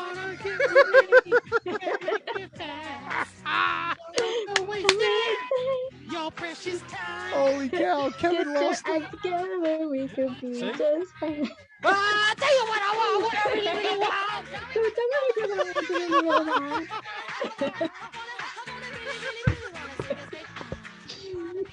I love it. Broads, no bras in this video. Yeah. Which one was sport? Who was the one that married the soccer player? That's Posh. Posh Spice. I didn't say that. Posh. Now Kevin Posh. Victoria. Beckham. Sporty Spice. Mel Yeah. C. Baby Spice. Who am I forgetting? Ginger Spice. Ginger. Ginger. Yes. Right. Yep. Kevin's dance? Oh, Kevin's pantomiming the words. I like it. Oh, he's leaving. He's done. He's done. Kayla, out. this was a blast. We will have you back anytime you want. Please don't hesitate. This was so much fun. Before we let you go, though, anything you want to say to anybody that's tuned in, anybody listening out there, anything you want to say to your fans?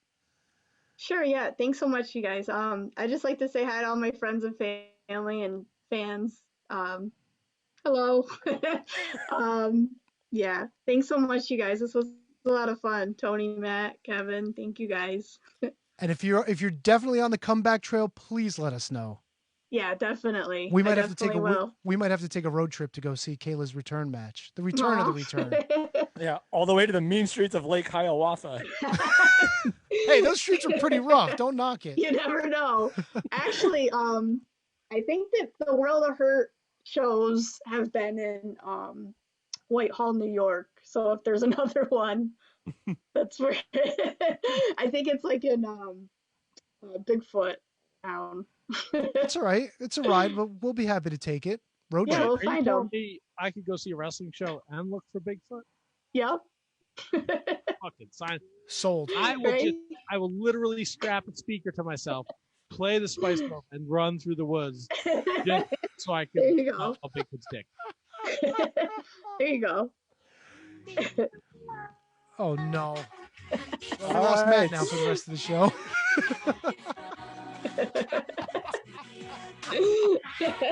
You guys are so fun. Don't lump me in with these two. I'm not that fun. Yeah, Kevin's the old curmudgeon of the show. All right. Well, thank you, Kayla, very much. Thanks Tony, so much, you guys. Thanks Kayla, again for have a joining good us. night. You too. Thank you. Kayla Bye, Sparks, everyone. everybody. Kayla Sparks, everyone. Thank you. And Kevin did not dance. Kevin did not sing. Was I supposed to dance? You probably I don't should know. have. Do you like the Spice Girls? Kevin doesn't No, like I the never Spice was a Girls. fan of the Spice Girls, which is weird because I did like a lot of other pop music, but not them.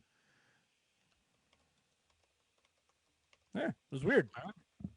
But hey, listen, she was what, 11 when she started her wrestling career, so it's right around there. So Well, there I you didn't go. realize that she wasn't even like, oof. Didn't know that, T-Dong. Really? You should have did your research, Kev. I mean, 13's young, dude. They trained her. No, it's crazy. I know. It's not the first time someone's been trained that young. No, fair enough. But I mean, to Matt's point, though, like, yeah, 12, 13 is pretty young. But from what I saw, everything was cool. They did a good job. She was learning the fundamentals, and she turned into quite a wrestler. Like weren't like the Guerreros like all trained like at like 13? Like wasn't like isn't the whole movie Fighting with My Family Paige? Isn't she like 15, 16 training? Maybe younger than that. Probably, I mean, I saw the movie. I just don't remember, but that was probably the best movie experience because there was no one else in the theater but me. It was perfect. I went like a Monday afternoon right after work. But I mean, her training that young, it sounded and it seemed like best case scenario. Like it seemed like everybody there was on board. Everybody there was looking out for her. So you can't ask for more than that. So that's pretty cool. I mean, let's be honest. If we actually had that mission in mind, like who wouldn't train as soon as possible if they like had the resources to do it? Of course. Yeah, true. Trained younger than Rey Mysterio did, and he started training at what, 14? No, maybe he was even that young. So Rey Mysterio was 14 when he took his mask off in WCW. That is a true statement. That was an awesome interview, though. She's welcome back anytime. I had a lot of fun. I know you guys did. Well, no, Tony, I'll say this. You're pulling some good guests in terms of entertaining talks. Of course I do. I always do. What? Right? What? Matt, wouldn't that be fair to say that this was pretty good? Sure. Last week was absolute dog shit, but this week was great. Who was last? What last? Oh, come on now. Who? Francis? Come on now. Come on, Francis rules. Francis can I'm gonna go with Matt. Fucking. All right, come on now. Really? Suck a fried. Really? Bigfoot Really? dick. How do you like them apples? Oh, Francis? good God. You fucking turd. You don't even listen to the show. Kev. Does he? Does he listen to the show? No, you just go, Francis. Kev, please help me out, Kev. You should call in and ruin the show. Kev. I mean, Tony, I'm not going to say, I wish you would have. I'm in the attic. Shut Kev. the fuck Kev. Tony, it wasn't Tony. I'm not going to say that I'm excited anytime he calls in because I'm not. But turning. Nah, I got to side with Matt on this. If I had to pick, I'd have to side with Matt on this. No, I'm not. I'm not asking your opinion. I'm asking you to move on. What do we always say? Oh, see, I was waiting for that too. Back after this. We know you love shopping at Amazon, and we also know you love listening to The Shining Wizards. That's why you're hearing this commercial right now. But were you aware that you can combine the two, do all your shopping, and support the show at the same time? Well, of course you can. Instead of going to Amazon.com, go to Amazon.shiningwizards.com and make your purchases the way you normally would. You're going to get the same great low prices, and a portion of whatever you purchase is going to go to support the Shining Wizards. How great is that? You, by purchasing anything that you normally would anyway, is going to support us. That's a win-win in my book. So from now on, when you shop at Amazon, go to Amazon.shiningwizards.com or click the banner on our website and do all of your shopping with the Shining Wizards. Your recognized symbol of excellence in sports entertainment broadcasting from the current to the way back. Join the impact player Phil Rea and the Portuguese man of war Choppy for the Turnbuckle Throwbacks Wrestling Podcast. Live every week on rantemradio.com. Get all our episodes over at iTunes, Stitcher, TuneIn, Audio Boom, Google Play, ShiningWizardsNetwork.com, and TurnbuckleThrowbacks.com.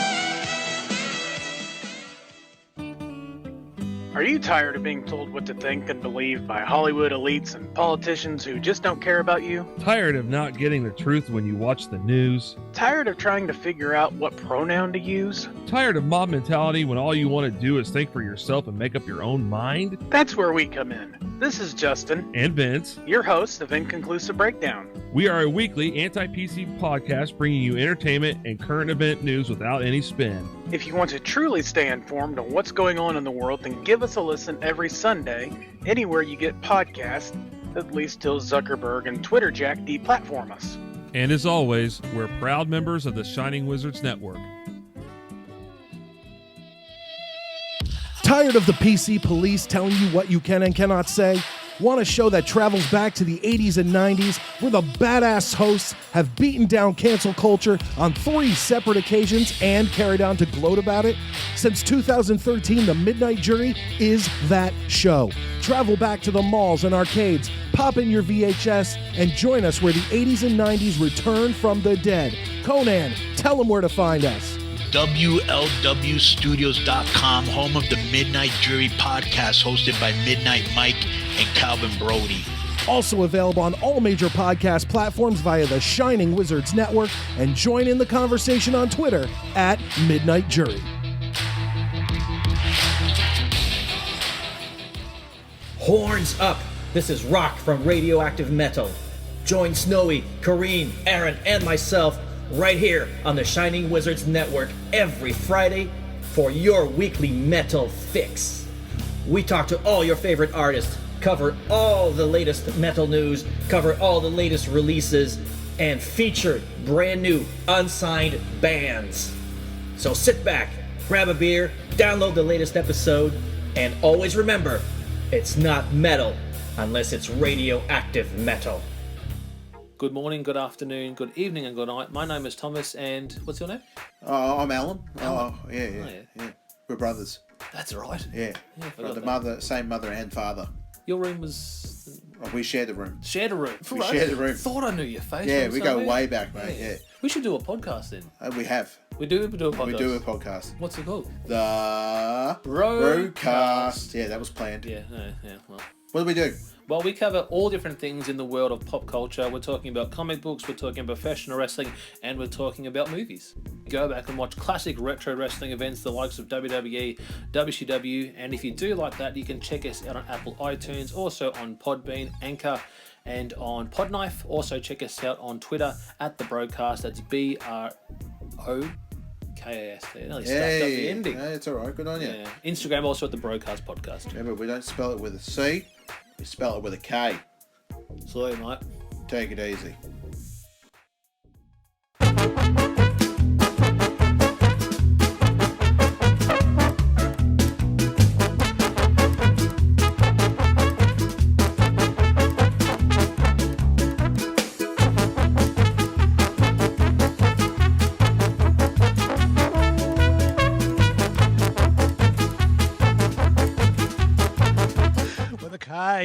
Okay.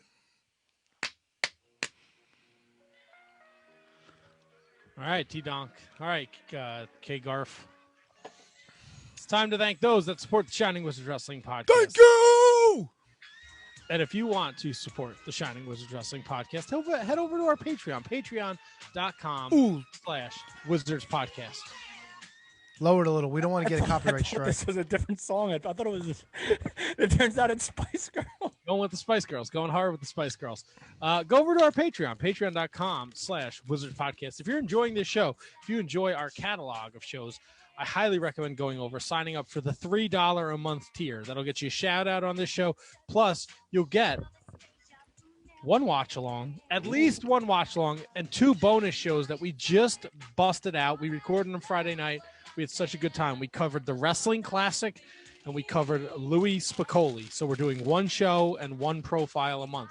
Those are guaranteed. You're guaranteed at least 3 shows. And if we feel froggy, who knows? We might do an extra watch along. We might do, who knows? Dude, the creative juices are flowing here at the Shining Wizards Wrestling Podcast, and that's always dangerous. Once I get vaccinated, I'm going to be out in the world. Who knows where I'll be and recording. It's dangerous as Devon Storm. It's bad. You have to watch out for him. Tony Fingercuffs. So at this time, we want to thank those that support us on our Patreon. We start with Kathy Hummer, the queen of the Shining Wizards. Manny Crazzo, the king of the Shining Wizards over there in Austria. That's right. We have fans in worldwide, baby, bitches. Danny and Anthony Rusinello, the AOP of the SWP. We might have to change that because is the authors of pain aren't even a thing anymore, are they? Yeah, but they're timeless. Ryan Arthur over at elementary.com, Elementary Brewery here in Hackensack, New Jersey. Your best spot for your local brewery. They're doing curbside. They're doing to go. If you're in Bergen County and you need some brew dogs, hit up Ryan Van Dam over at elementary.com. He will either fall asleep or give you a six-pack. He won't give it to you. You have to buy it. But support local business because that's what Ryan Van Dam does, baby. Sean Toe, he's an American cat. But Sean Calejo, he's from fucking Australia. Good guy. Right? Yes. He's like Shining Wizards, Crocodile Dundee, Outback Jack. Those are his three favorite things. Kate Hensler over at OnDeckIC.com. Kate is a very important part of the Shining Wizards family. She does the Wednesday night show. She does a podcast with Kevin Gill. What's good, Kevin Gill? And if you tune in the Wednesday nights, sometimes Kate's not sober, and it makes for a really entertaining show like last week. So let's hope she can drink a couple White Claws Wednesday night and tune in. It'll be a good time. Wait, who was drunk? Somebody was drunk? What? Yeah. Somebody was drunk. I got to start actually watching full AEW Dynamite just so I can listen to the post-game show. I want to hear Kate drunk. Oh, it's just as annoying as when she's not. Bush League take right there. Matt Garifo, no relationship to the KJG. Maddie Mellinger, Christine Friesendorf, Mark Paroloni. Happy birthday, Mark. Kenny Horsey, the Scotch Drinkmore. If you need to know about women's Japanese wrestling, you need to click on the link at Wizards Podcast on Twitter. Join the Discord. Get in the Joshi chat. Scotch Drinks More. He gives you the fucking 411 on Stardom, Ice Ribbon, Choco Pro, any other kind of weird. Yeah, Ice Ribbon's a wrestling.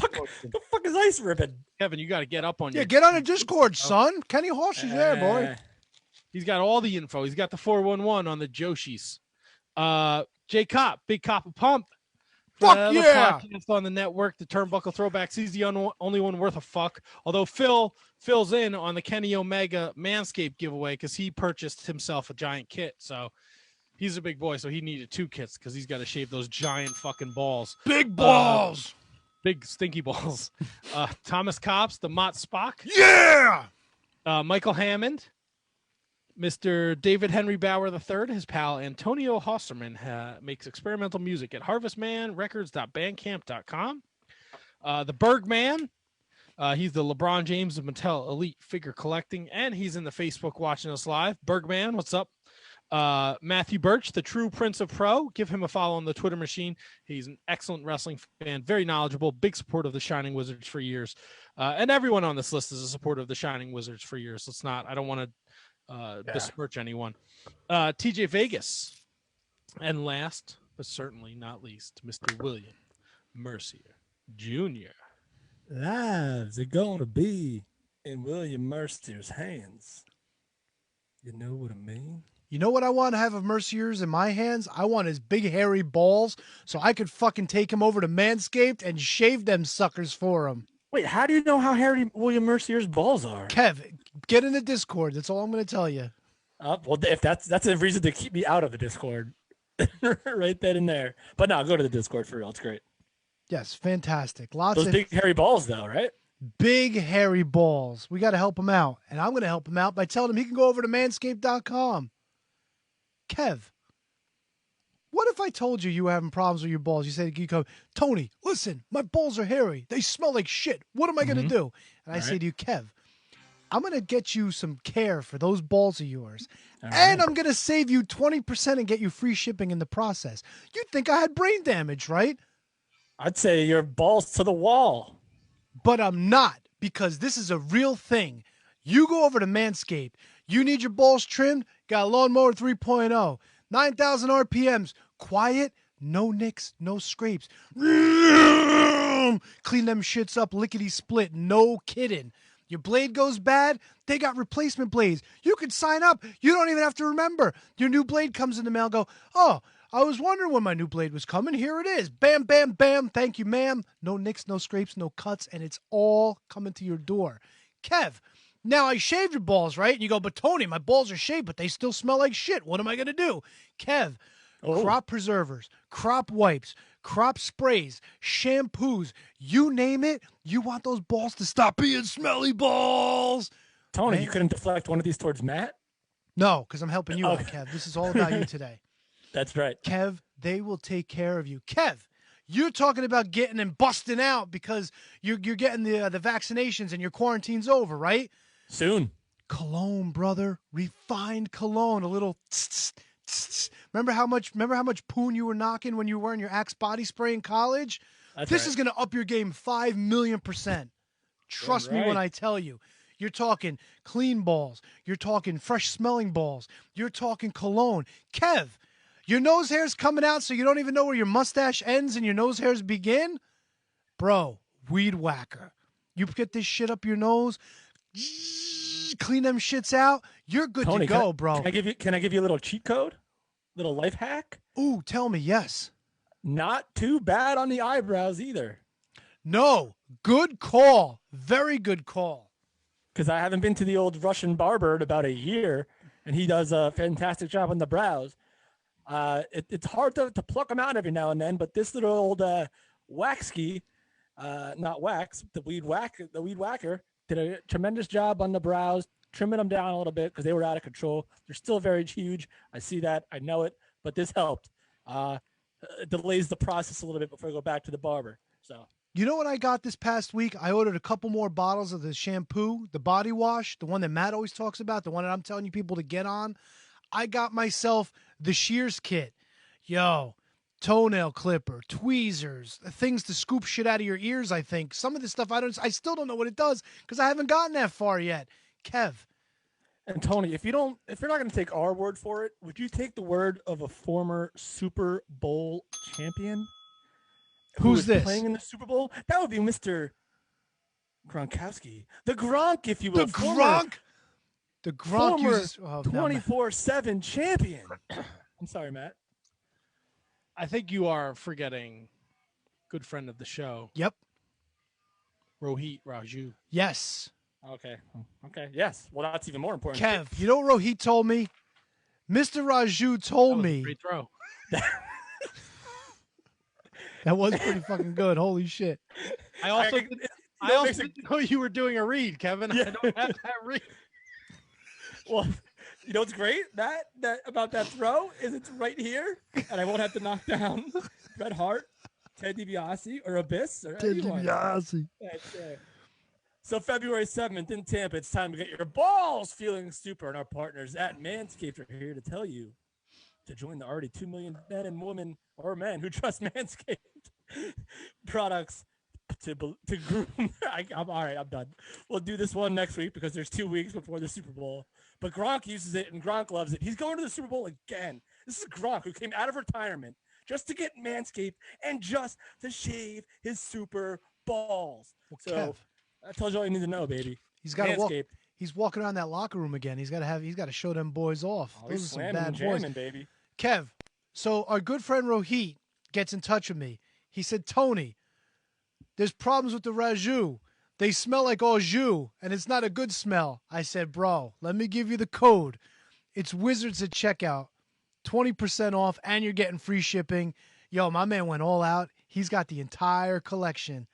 Them shits don't smell like au jus no more. They smell, whoo-wee, so nice and tender and sweet. Just like Rohit. There you go. Can't take the heat? Get out the kitchen. Wash your balls if you can't take the heat, like my man Rohit would always tell you. Oh, yeah. Now, what are we having problems? Yes, 20% off, code Wizards at checkout, free shipping, can't go wrong. Matt, back to you. All right. And for those of you, you have 5 days if you go to manscaped.com. Use the code Wizards at checkout. Screen cap it. Send us proof that you used it. You'll be entered into our Manscaped giveaway. We have a ton of Manscaped products and a Kenny Omega AEW figure to give away. So check it out. Get on it. Don't miss it. Don't get left out in the cold. We're going to pick one winner You're going to get a Kenny Omega AEW figure. You're going to get a bunch of stuff from Manscaped that they sent us. Ball Reviver, Foot Duster, the Shears, all sorts of fun stuff. And we'll sweeten the pot. We'll throw some stuff in there, okay? Great. Sounds good. I agree. Check it out. I mean, we should look into some autographed 8x10s, I'm thinking. What, of our balls? Sure. No, that would probably be against the rules of law. But all right, Matt, what else we got to talk about? Oh, there's a lot to talk about. So let's jump into it. Kevin, Tuesday night is your night to watch Impact, and I think Impact made a huge fucking impact. And coming out of Hard to Kill, we talked about it a little bit last week after we watched Hard to Kill, but Tuesday night, man, I love when I get excited text messages from you.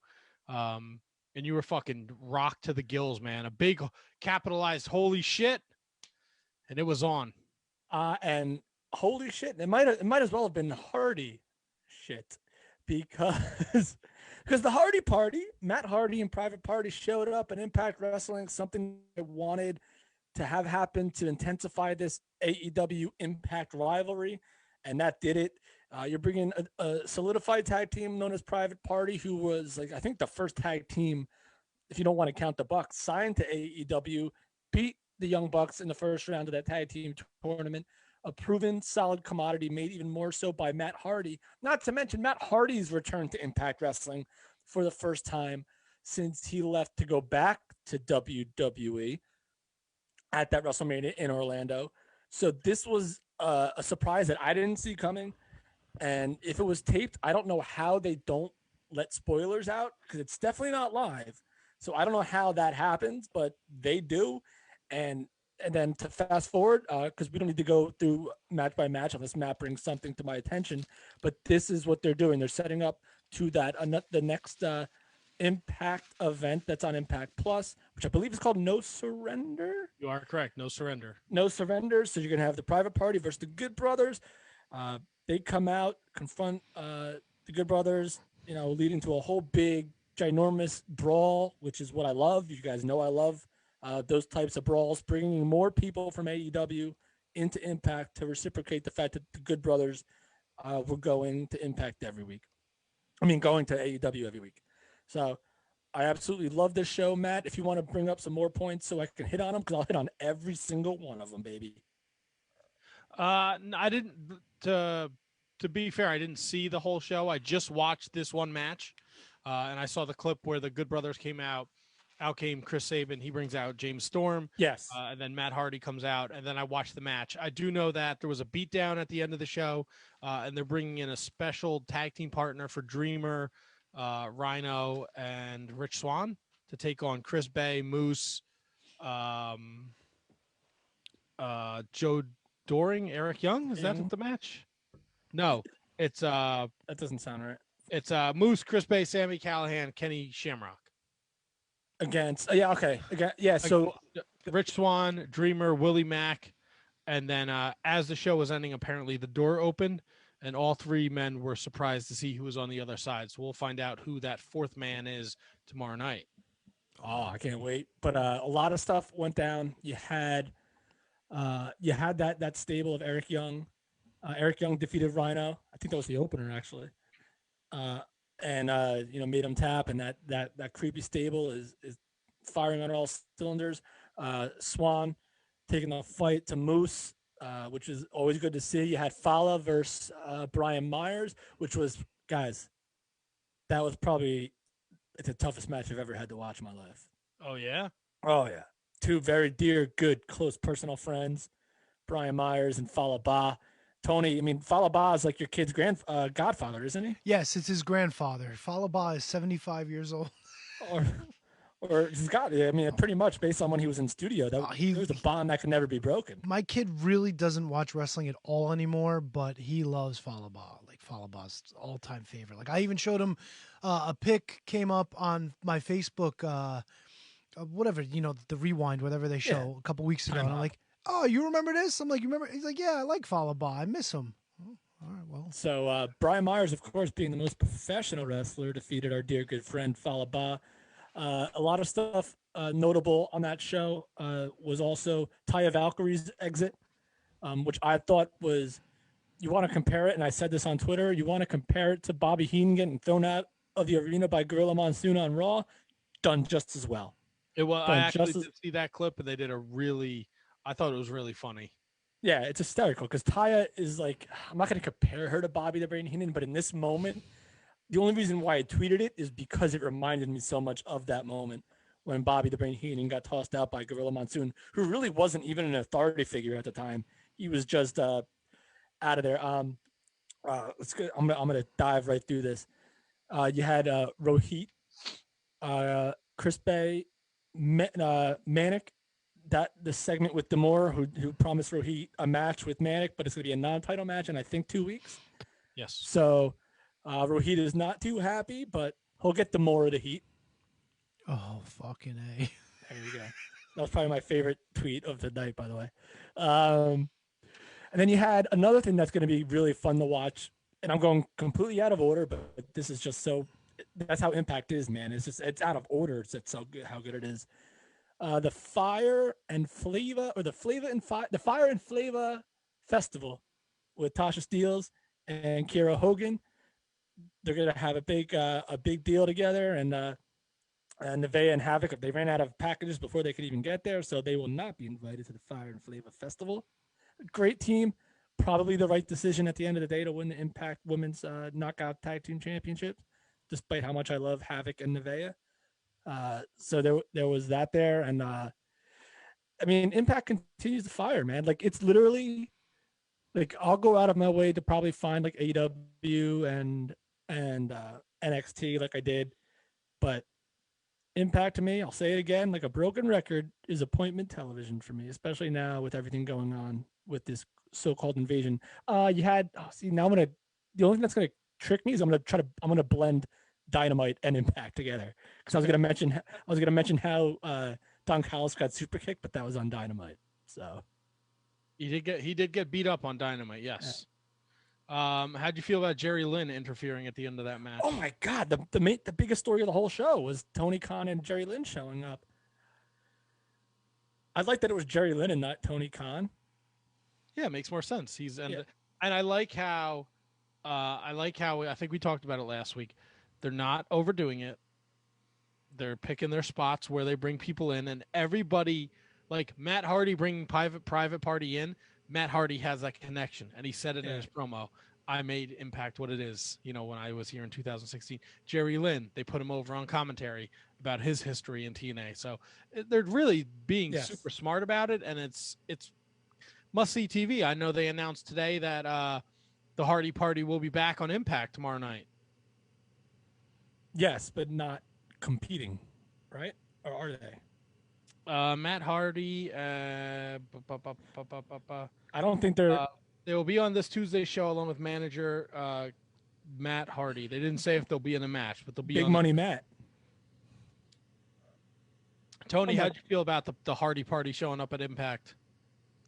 I guess fine. I don't know. I didn't see it, so I saw the Jerry Lynn interview with Tony Khan. It was okay. Yeah, and to say that they're not overdoing it, part of me, like the Tony Khan thing showing up was like, I did not see that coming at all. So now, and the thing is, Impact is on Tuesday and Dynamite's on Wednesday, so they didn't do anything right away with like Scott D'Amore showing up on Dynamite, which would only make sense, or whoever. Scott D'Amore is the guy in charge on Impact. There's no owner. There's no this and that. So right, if someone's going to show up to counterbalance Tony Khan, it's going to be Scott D'Amore. So do they do that this week? Do they wait it out? I don't know. But you're saying that they're not pushing it.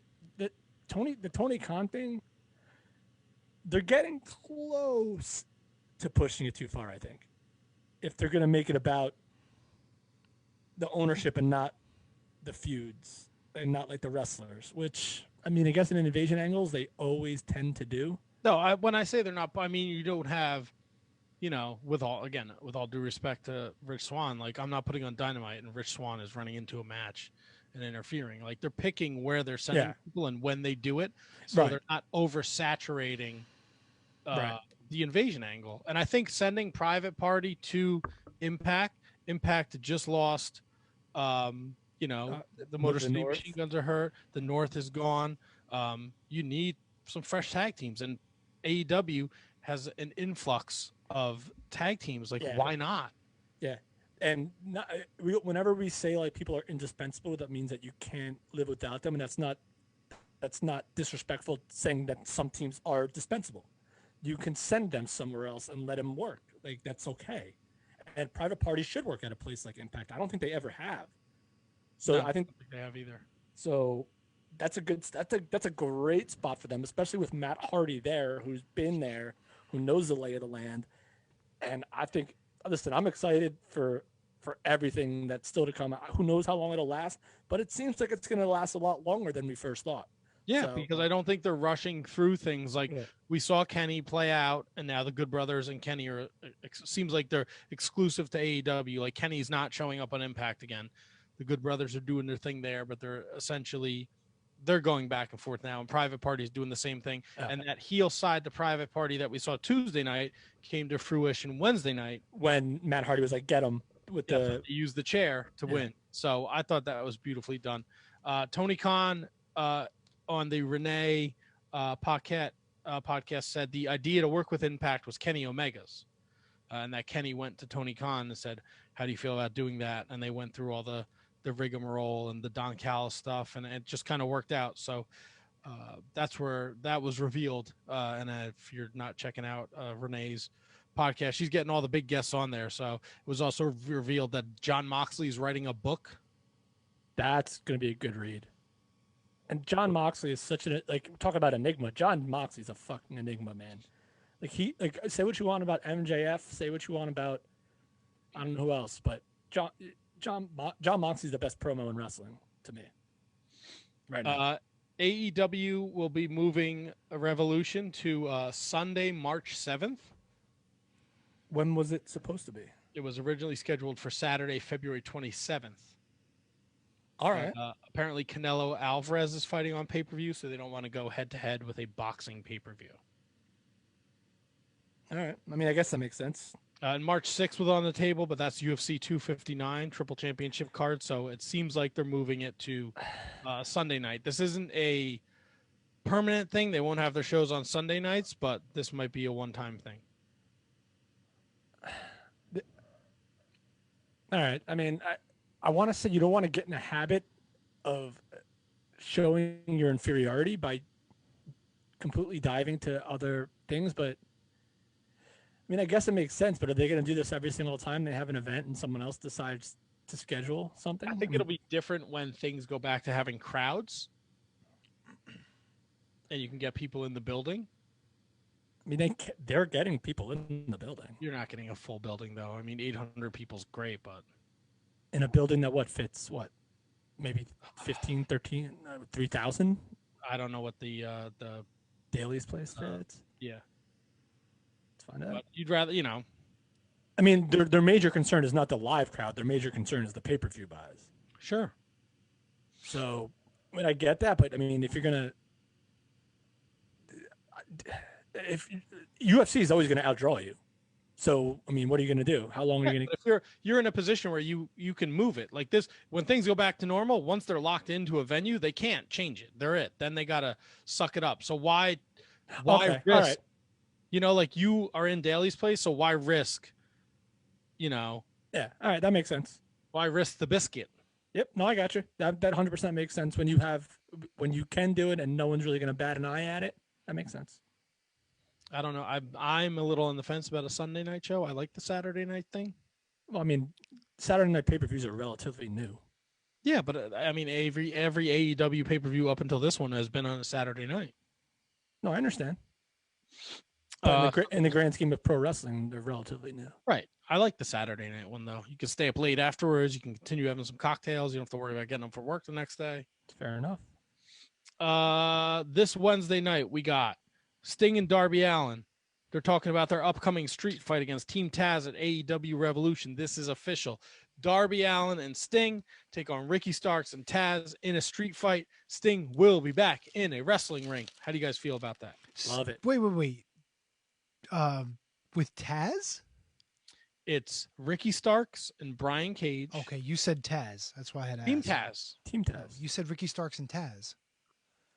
If I did, my apologies. Oh, okay. No, that's just why I was asking. I was like, wow, Sting and Taz are getting in the ring? And real quick, I severely underestimated the capacity of this place. It's 5,500, so. Okay, yeah. That's a lot of people. How do you guys feel about Taz? Jesus Christ. Sting getting back in the ring. I'm all for it. If it's done well, protect him. I'm okay with it. Why not? He's been there. I think it's a street fight. It's not a wrestling match. So I think this is a great way to protect Sting. All right, exactly. Like, he's not going to have to, there's no tie-ups, there's no arm drags, there's no fucking drop down, get it again. Like, it's a fight. So he can just walk around and hit people with a bat or what, you don't have to worry about him looking shitty in the ring. Do you think this could be a cinematic thing, or is this going to be an actual match? They announced it a month out, so they might do cinematic. Then I'd kind of be, whatever. Listen, he's there. Use him however. If you think you can capitalize on Sting, use him however you see fit. And we'll just roll the dice and either hate it or love it. No matter what. Because we're not going to get Sting in a traditional wrestling match, I don't think. If they're smart, they won't put him in it. Yeah. So do whatever you got to do to protect Sting and give us something entertaining. And we'll make our own decisions like wrestling fans do for everything else. Tony, did you watch Dynamite last week? I only watched the main event because I heard that Chris Jericho almost killed himself. So it wasn't. I don't think it was as bad as everyone said. I agree with you, Kevin. I don't think it was as bad as everybody made it out to be either. I still. All right, since this is the only thing I watched, I'm gonna give my piece about it, and then I'll let you fill in whatever else you want to. The only thing I wanted from you was your piece about this. Okay. That's right. The match I thought was fine. Jake Hager in this environment is the Jake Hager we need him to be. He was motivated. He was kicking ass. He was screaming, which I enjoyed. I don't know why we have to have the Inner Circle fighting all the time. I'm fucking done with it. I don't understand why Santana and Ortiz, being the fucking greatest unsigned tag team when AEW started, is stuck in a fucking situation like this. I think that's a shame. I don't understand why Chris Jericho is latching on with MJF. I just, there's so many reasons I just don't get it. Proud and Powerful deserves a lot better than this. And look, I know I give them a lot of shit. The Sammy Hagar, Sammy Hager, ha ha ha, funny. I just need to get from point A to point B where Proud and Powerful say, fuck this, I've had enough, to where Sammy Guevara says, fuck this, I've had enough, and everybody could just fucking move on because it's I've had enough of it. Matt, great match. I'm just done with it. I'll let you take that because you probably already talked about this on the post-game show, so I'll let you go first. I think it's all coming. I think there's no need to rush it because what you blow up the How much longer is it going to take, dude? Hold on. All right, I'm sorry. Go ahead. You blow up the Inner Circle on Wednesday, then what? You just insert them into the FDR Young Bucks feud because they're going to feud over the title. It's coming. That's the storyline they're telling. So you'd rather take you want to take Proud and Powerful out of this storyline where they're on TV every week, and you want to have get beat by the Bucks next week, and then lose to FTR next week, and then they're on fucking Dark. They're on TV every week. They're doing something. And they're in the top stable. They're in the top. They are. Tony, they were in the fucking main event again. They're on TV every week. Again, not to be redundant, in the top program and in the top group. And if you watch, there was a promo ahead of time before this match where the beef isn't really between the Inner Circle. It's between MJF and Sammy for now. So this really doesn't necessarily mean that Ortiz and eventually we all know it's going to listen. Matt, I know what I'd be really shocked at if this doesn't lead to an MJ. Everyone assumes it's going to be MJF Jericho that's going to be blow off. It might very well just be MJF and Sammy, and that could be And that could be enough for me, to be honest with you.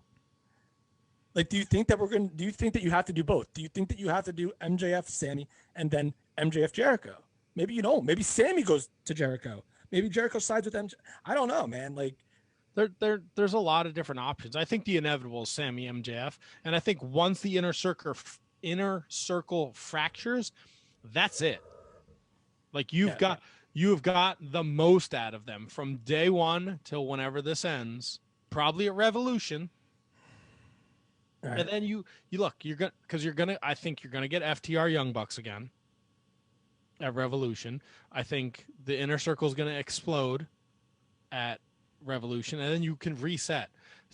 If you want to then put Santana and Ortiz in a story where they're gonna chase FTR now, they've been held back by the inner circle for so long. Maybe Jericho and MJF are still a tag team, and Santana and Ortiz prove themselves. They beat them. Now they're ready. Then they mow down Jurassic Express. Then they take out the Acclaimed. Then they beat the Young Bucks. There's a lot of meat on the bone here. I get that it's like you're like, it seems like it's the same shit every week. They're the infighting, but that's kind of, I mean, shit. We did the infighting for like 4 years on the podcast before we got rid of. I'm just my point is that I just don't think, I'm starting to think that we had like the dinner debonair, we had the Jericho MJF best friends thing, and now I'm wondering if that's even gonna be the payoff. I don't think it is anymore. I mean, it could be, like, who the fuck knows? But did you guys ever just think that they have no fucking idea where they're going with this? Oh, they have an idea. Oh, come on, dude. It's every week. It's like, let's have a fight. Let's have a get-together. Let's have a dinner. Let's go on a trip. Inner Circle knows exactly what they're doing. All right, Kev, I will take your word for it. If you want to say AEW as a whole really doesn't have a clue. Hey, as a whole, be careful. But there's no way Jericho's involved in something where he has no idea where it's going. I will bet against you on that. Tony, when the Mega Powers exploded, you're going to compare Chris Jericho to Vince McMahon, Gorilla Monsoon, Pat Patterson, and all the guys behind the scenes writing that story? Yes. Come on, because I think with Tony Khan at the helm, See, that's where you lost me. I think they very much know what they're doing. Yeah, but I'm not gonna give Tony Khan any credit for that. I'll leave that to Jericho. And I don't think Jericho knows where it's going. I think Jericho likes to be in the main event every week, and if he's going to have 5 of the coolest guys on the roster with him, then he wants to have his pals with him. That's what I think's happening. God. You know who you're comparing him to? You're comparing him to, like, the Clique. What is he, Triple H? Yeah, maybe. You're comparing him to Triple H. Maybe he realizes he's an old man and his time is about to pass him up, so he's going to surround himself with all these young guys. Yeah, so he's going to get involved in a feud with Orange Cassidy and put him over twice. You were going to bring up that fucking guy again? But he did. I mean, but Orange Cassidy ain't no great shakes now either, Matt. But that's the way. That's, everyone. Look, I said it. Chris Jericho's still main eventing, Kevin. Where's Orange Cassidy? You made a fucking excellent point, my friend. Excellent point. That's why I'm worried about Proud and Powerful. You know why I'm pissed off? I saw them on Wednesday. They look fucking amazing together. And I forgot how great they are together because they're never getting a fucking team up anymore. I don't care how many times you're going to close fucking AEW Dynamite every week. If they ain't doing fuck all with you except standing there, what good is it? And even Ortiz is coming into his own again. That promo he cut a couple of weeks ago, he fucking had fire behind it. And now they're just fucking sitting around and they're in the back with the fucking, whatever his name is. He's a mole and he's giving people to the Dark Order or whatever the fuck he's doing on being the Elite. There's a lot of people that have spent a good chunk of their career standing behind people before they made it themselves. So I'm just throwing that there. Kev, these were the fucking hottest free agents in wrestling. They had a choice to go to WWE or AEW. They chose AEW because they were going to make a fucking impression. They were going to make a difference. And they're just fucking standing behind Jericho, dude. They're not making a difference. I think they have made a difference. They had that awesome street fight with the best friends. Yeah, and what have they done since then? Back to being behind Jericho. Why do you need it now? Because we don't have anything right now except for Jericho saying we're going to fight, we're going to get together, we're going to do this, we're going to do that. Because he's the leader of the inner circle. Who gives a fuck? Jericho wants to jerk you guys off. That's fine. I'm done with it, dude. So next week, the inner circle explodes, and then Proud and Powerful in 2 weeks loses the Young Bucks. No, why can't Proud and Powerful go on Dark and fucking rack up the wins all the other tag teams are racking up? Proud and Powerful does go on Dark. Once in the last. I think actually tomorrow might be, or last week was their first appearance on Dark in a very long time. Who'd they beat? Like Danny Limelight and somebody? They've been on Dark several times. They've main evented Dark a couple times. They will be on Dark tomorrow night against Ryzen and Mike Verna. Kevin, thank you for opening his eyes to this. No. I mean, I'm not saying they haven't been on Dark before. I mean, Chris Jericho's been on Dark before, so it's not like it's unprecedented. But they haven't been on a lot. No, because that's not a tag team you put on Dark a lot. But there's no rush to put. You want them out of the inner circle, and then what are you going to do with them? I'm not saying I want them out of the inner circle. Not you. Tony. I want to see them every week. I want to see them wrestle every week. I think there's a fine line between what both you guys are saying. I think there's like a middle ground. The tag team scene on Dynamite does not always have to be a championship title match. These guys can fucking understand that, and it's not. So why can't they wrestle the Acclaimed? Why can't they fucking get some wins over some profile teams? You make it sound like they need the inner circle to fucking get somewhere, and they don't. No, but that's the story they're in, where they're featured. You see them. All right, good. And I'm just saying I'm done with it, and it's a shit story. That's my point. You can argue it till the cows come home, unless something fucking drastic happens next week. That's my opinion on it. Let's just remember too that Dark, it's only 2 hours a week for Dark. I mean for Dynamite, right? So if I'd say that Proud and Powerful gets something, you have to like shuffle the deck, and if it takes Proud and Powerful to sit like in the background and sometimes those promos and those sketches and those vignettes are the most powerful things. Like, no pun intended. It's progressing a story that we clearly don't know where it's going yet, but I think they do. So it's gonna develop. Like Tony, I understand your point and your frustration. We all want more for Proud and Powerful. We all want more for Santana and Ortiz. But this right now, I think, and they'll probably tell you too, this is the best spot for them right now. Because if you said they went to WWE, where would they be? They at the very best, which is a good spot. At the very best, they'd be NXT Tag Team Champions, right? Which is a great spot. That's the very best. What's that, Matt? They'd be fighting ninjas. Yeah, or they'd be the ninjas, for Christ's sake. Who the fuck knows? But at the very best, which is a good spot, they would be NXT Tag Team Champions. They'd be on takeovers, but they're on every pay-per-view. They're not getting pay-per-views. So I think there's a fine line between what both of you guys are saying, and I don't think we're anywhere near knowing where it's going to go, and that's okay with me. Okay. I'll check in with this miserable shit next week. Look, some of y'all don't like my opinions. I don't give a fuck. I'm not sucking Tony Khan's dick. I'm not sucking Vince McMahon's dick. I ain't sucking whoever fucking Triple H's dick. I don't. Listen, Kev. It's over. It's over. Let's move on. I'm agreeing with you. We can't talk about the inner circle thing for 45 minutes. We got a lot of shit to get to. Do you think I like Cody Rhodes beating Peter Avalon because he tapped out because he was afraid of getting punched in the face? No, that's horseshit storytelling. It's bad. There's not everything about AEW is sunshine, and freaking roses. There's a lot of it that's not good. Will you suck my dick? I'll suck your dick. Yes. Play some games first.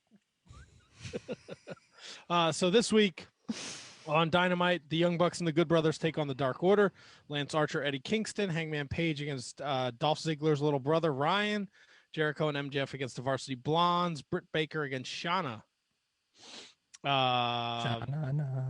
We went into it ad nauseum on Wednesday night. Any thoughts on the women's tournament? Tony says, fuck the women's tournament. Yep. They're thinking about... You know what I'm thinking about less than the women's tournament? Women's action figures. Fair enough. Good point. They're thinking about bringing Rio back. They're going to try and figure out a way to get her back to the States. So there's that. Kate's going to fucking punch me when she sees me. She's going to punch me too. Good. In the dick, I hope. Oh, dick punch. Royal Rumble's coming up this Sunday. Yeah, Matt doesn't care about it. But I will make my picks. But I think the bigger news is WWE Network to Peacock. Fucking dude. Fantastic. I don't understand how people are mad about this. I don't get it either, dude. So, right, so let me just ask a question first. Sure, now, go ahead, Kevin. If you're not a Comcast subscriber, you could buy it. It'll still cost you the $10 a month, right? Yeah. All right, so then it's stupid. If anyone's complaining about it, then they're done. I think it's only $5 a month, isn't it? That's WWE Network you would have commercials. Yeah. So for $5, you get all pay-per-views for $5 a month. So now, like me and like Kevin, we're Comcast subscribers, so we get Peacock Premium for free. We don't get Premium Plus, whatever it is. So I don't have to pay $10 a month anymore to get a subscription service where I'm getting access to all these NBC shows plus the WWE Network, and I'm saving $10 a month. How could you a steal for us? Definitely a steal. Yeah. It's a steal for anyone. Like when I'm doing nothing, I put Netflix on and I watch The Office. They took The Office off of Netflix. You know where it is? Peacock. It's on fucking Peacock. I'm already paying $10 a month for the network. So you're telling me they're going to shut that network down. They're going to move it over to Peacock. I'm still going to pay $10 a month. Peacock. And now I have access to The Office, Parks and Recs, Community, whatever other NBC shows are out there. That I don't understand. Yeah. Why, in what fucking world does that bother you? And there's already WWE programming on Peacock. Like I when I logged in earlier, I saw some stuff. If you give me a second, I could tell you what they have on there. They already have. I'm just trying to think off the top of my head what the gripes would be for, because there were some. I just can't. Maybe commercials, but like if you're paying less, who gives a fuck? I think a lot of people are expecting that this will lead to pay-per-views not being included in the deal, and you'll end up having to pay back, which is fine. Listen, we had a good thing going for a while. All right, WWE Network. If you're gonna tell me that I have to go back to paying well, I'm not gonna do it. But so this is the release that I pulled. $9.99. I always pull for release too. All live pay-per-views, including WrestleMania and SummerSlam. Original series like Steve Austin's Broken Skull, Undertaker Last Ride, and all new WWE icons.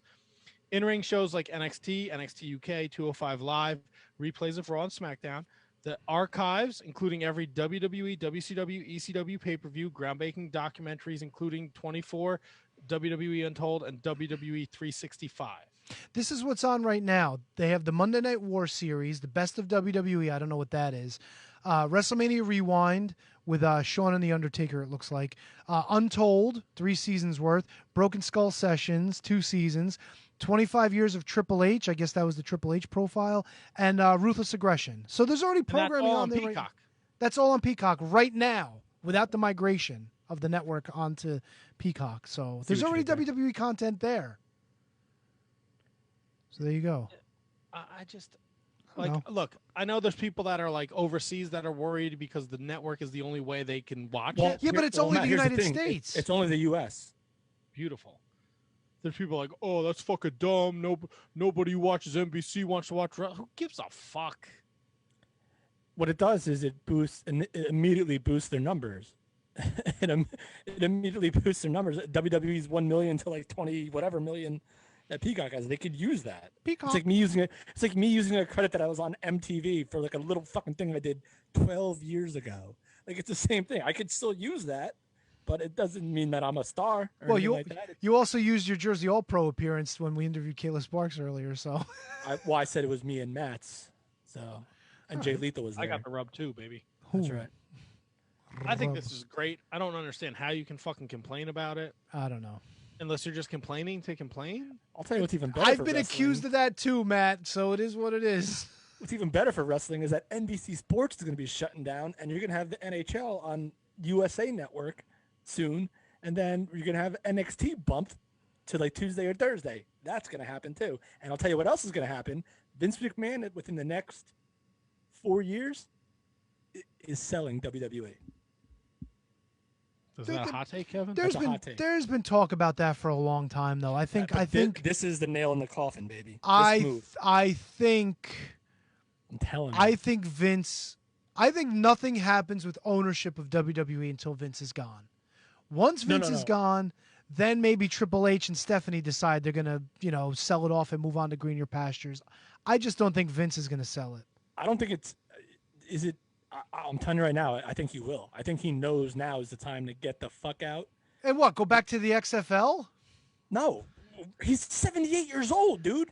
You know what's going to happen? The day he sells it, he's going to die the next day. No, he's going to lose his purpose, and that's going to be knock on wood. But you're probably right. Knock on wood. That's what, dude. That's what happens to these guys. These guys that like, their career, their whole life is their profession, and once that's gone, what's he going to do? Sit around in his pool all day?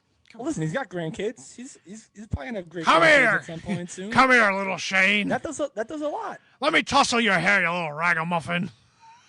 Once he doesn't have anything to do, it's a wrap. Yep, that's it. But he will say have goodnight, stuff to Gracie. do. Just because you sell it doesn't mean you're not still on the board. It doesn't mean you sell it. Once he stops going in, like he just has nothing. Like look at okay. Joe Paterno, look at All John right. Wooden. All right, so I said what? In 4 years? So in 4 years he'll be what? 80, 81? Yes. All right, so then there you go. So then, Wrap. all right, that's a good life. They're bringing back WWE Backstage for the Royal Rumble special. Oh, Matt, you're not going to tune in? Nope, I'll be missing that. You apparently, before we talked to Kayla Sparks, said you were going to tune in for the Superstar Spectacle India special tomorrow morning. Tomorrow morning, 9:30. I'll be at work. It's at 9:30? Oh yeah. I gotta set my fucking phone alarm. That's perfect. I'll be at work. I'll be an hour deep in the work, baby. Be watching that shit while I work. Be awesome. I'll have fun with that. Yes. I think it's gonna be fun. It's gonna be different because it's branded strictly for the Indian audience. It's not for the domesticated crowd here. You think they're gonna do like a McIntyre, Rey Mysterio, Charlotte, AJ Styles, Bayley, The New Day, Nakamura, Cesaro, Dolph Ziggler, Robert Roode, Natty, Ricochet, plus many more, and an appearance by Ric Flair, plus Jinder Mahal, the Bollywood Boys, of course, the first all Indian tag team Indus Sher. Oh yeah, featuring Rinku and Sayuvar. That's right. Hey, what about those guys from that video, Rahiv and Gadov, the guys that look just like WWE? I know NXT superstar Jet Rama will be there. Kavita Devi, the first Indian woman to sign a WWE contract. Rolled her now. The great Kali trainees, Giant Zanjeer and Dilsher Shanky. Sounds fucking amazing. Dude.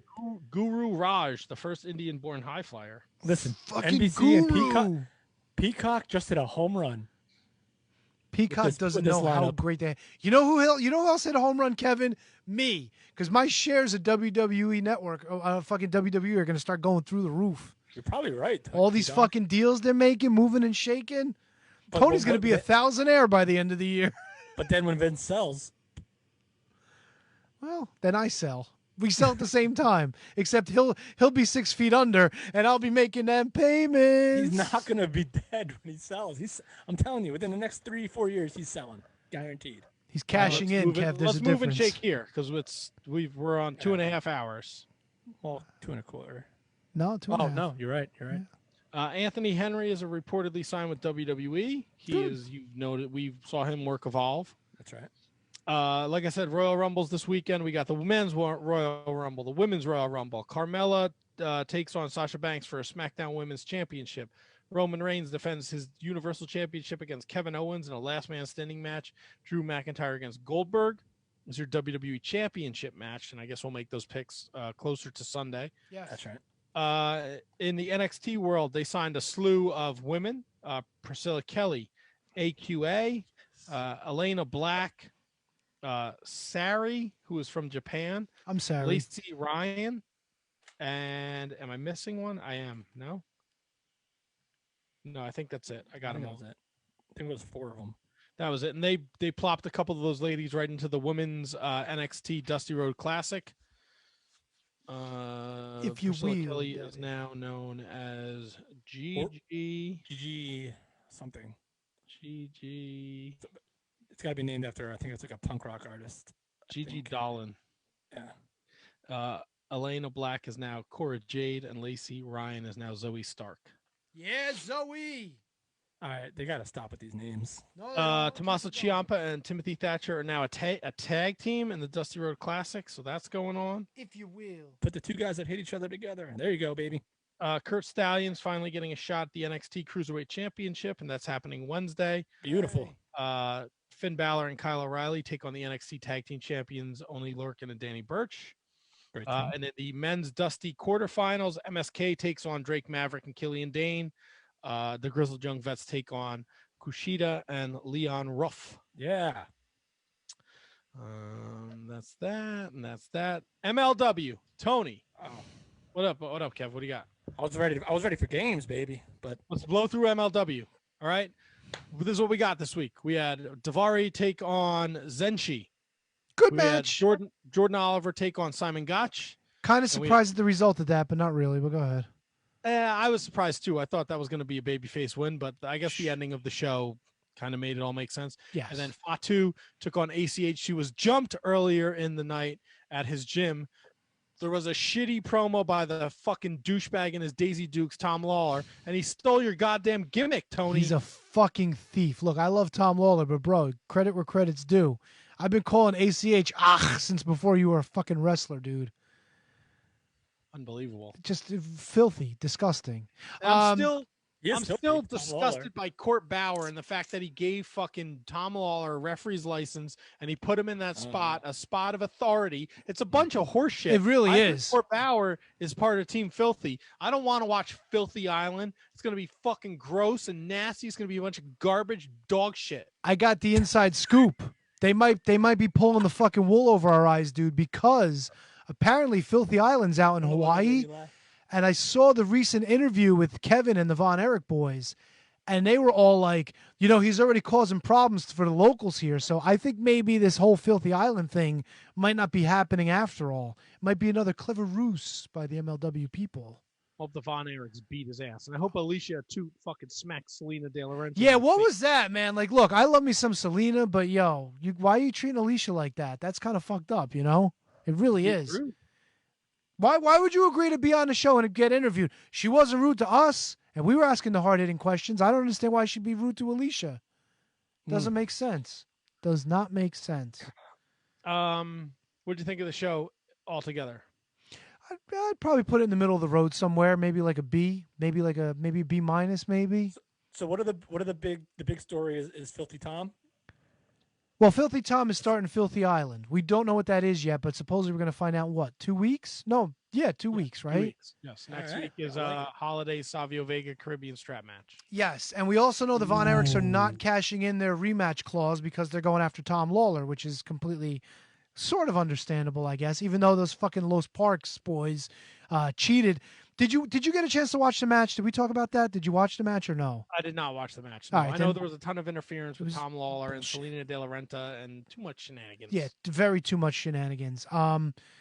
Yes, but at the end of the night, where after Jacob Fatu beat Ach, and he was standing tall, a couple of the fucking soldiers from Contra attacked. Kev, they weren't soldiers. It was injustice. Getting a smidgen of justice against Contra. Dude, this is going to come down to the War Chamber, and it's going to be fucking fantastic. It's going to be 5-on-5. It's going to be Contra against like Jordan Oliver, Myron Reed, probably the Von Erichs. It's going to be fucking good, dude. I can't wait for that to happen. Listen, I'm always happy when you're stoked about something. So if this makes you stoked, I'm stoked. I like MLW. It's a fucking easy watch. It's simple, and when it's good, it's pretty good. Not like the dog shit 2 weeks ago, but this past week was okay. I enjoyed it. And this week they're giving you TJP and Buku Dao taking on Violence is Forever in a tag team eliminator match. The winning team will be first in line for a shot at Los Parks, plus Savio Vegas taking on Richard Holiday in a Caribbean strap match. And then in 2 weeks... You took a shot at Richard Holiday on the Twitter today. I saw. Yeah, don't tell me you're drinking your morning coffee at fucking 10 and noon, okay? Well, what if you wake up at 11 o'clock? It's not your morning coffee then, bro. That's so awesome. That is so good. And then in 2 weeks, plus Filthy Island, there's the Balky Brawl between National Openweight Champion Hammerstone and Mads Kruger. Did you see what I sent to Court Bauer when he announced it? I sent him the picture of Balky going, "Of course I do. Don't be ridiculous." Come on, that's good. It was good. It was very good. Very good. Shane Taylor is going to get a shot at Roosh for the ROH World Champion. Awesome. Even though he's a little pudgy, he deserves it. Oh, good. I'm bringing that back. New Japan announced that Sakaru Genesis will be April 4th. Suck you, Genesis. And we have new IWGP Junior Tag Team. Yes, you mentioned this. Who's the new winners? Who's the new champs? El Fantasmo and Taji Ishimori. Oh, fuck those guys. Why? Fuck them. They used the scratching, the claws. Yeah, I know. He's a dick. They beat El Desperado and Kanemaru. I tell you what, that El Fantasmo, he's a handsome guy. I'm glad he doesn't wear the mask anymore. He never wore a mask. He never wore a mask. No, wait, who lost his mask? El Desperado. El Desperado. Sorry, wrong El guy. He's still wearing it though. Why? Because him taking his mask off was part of the story. Well, so why did he put it back on? About New Japan than anyone, and I. You knew he put it back on? He's talking to you, Kev. Yeah, you knew he put it back on? Yeah. Mask? He's been wrestling with his on since. He wrestled at goddamn Wrestle Kingdom with it on. No, he didn't. He was in that fucking battle with Yano and all that shit. El Desperado? Who took their mask off? Who was the guy that took his mask off? In the match against Hiromu? It was El Desperado. And he wrestled without his mask for like the next couple of shows. No. Yes, he did. No. He wrestled at Wrestle Kingdom without his mask on. You gonna tell me he didn't? He didn't. Yo, you better look that shit up right now. I'm telling you he did. I don't think he did either, Tony. El Desperado has been wrestling with his mask Maybe on now, but he didn't at Wrestle Kingdom. Wasn't he involved in that shit with Yano, the King of Pro Wrestling? Wasn't he in was he in the Final Four? Are you thinking of Bushi? No, not Bushi. I'm thinking of Del Desperado. El Desperado was not in the Final Four. Okay, but he was on Wrestle Kingdom somewhere, wasn't he? He was in the Battle Royal, I think. He didn't have his mask on in the Battle Royal. I'm telling you, dude. I'm telling you. All right, so what else happened? He's not a champion, but the other guy is. That's it. That's what happened. All right, great. We got anything else? Just games, buddy. All right.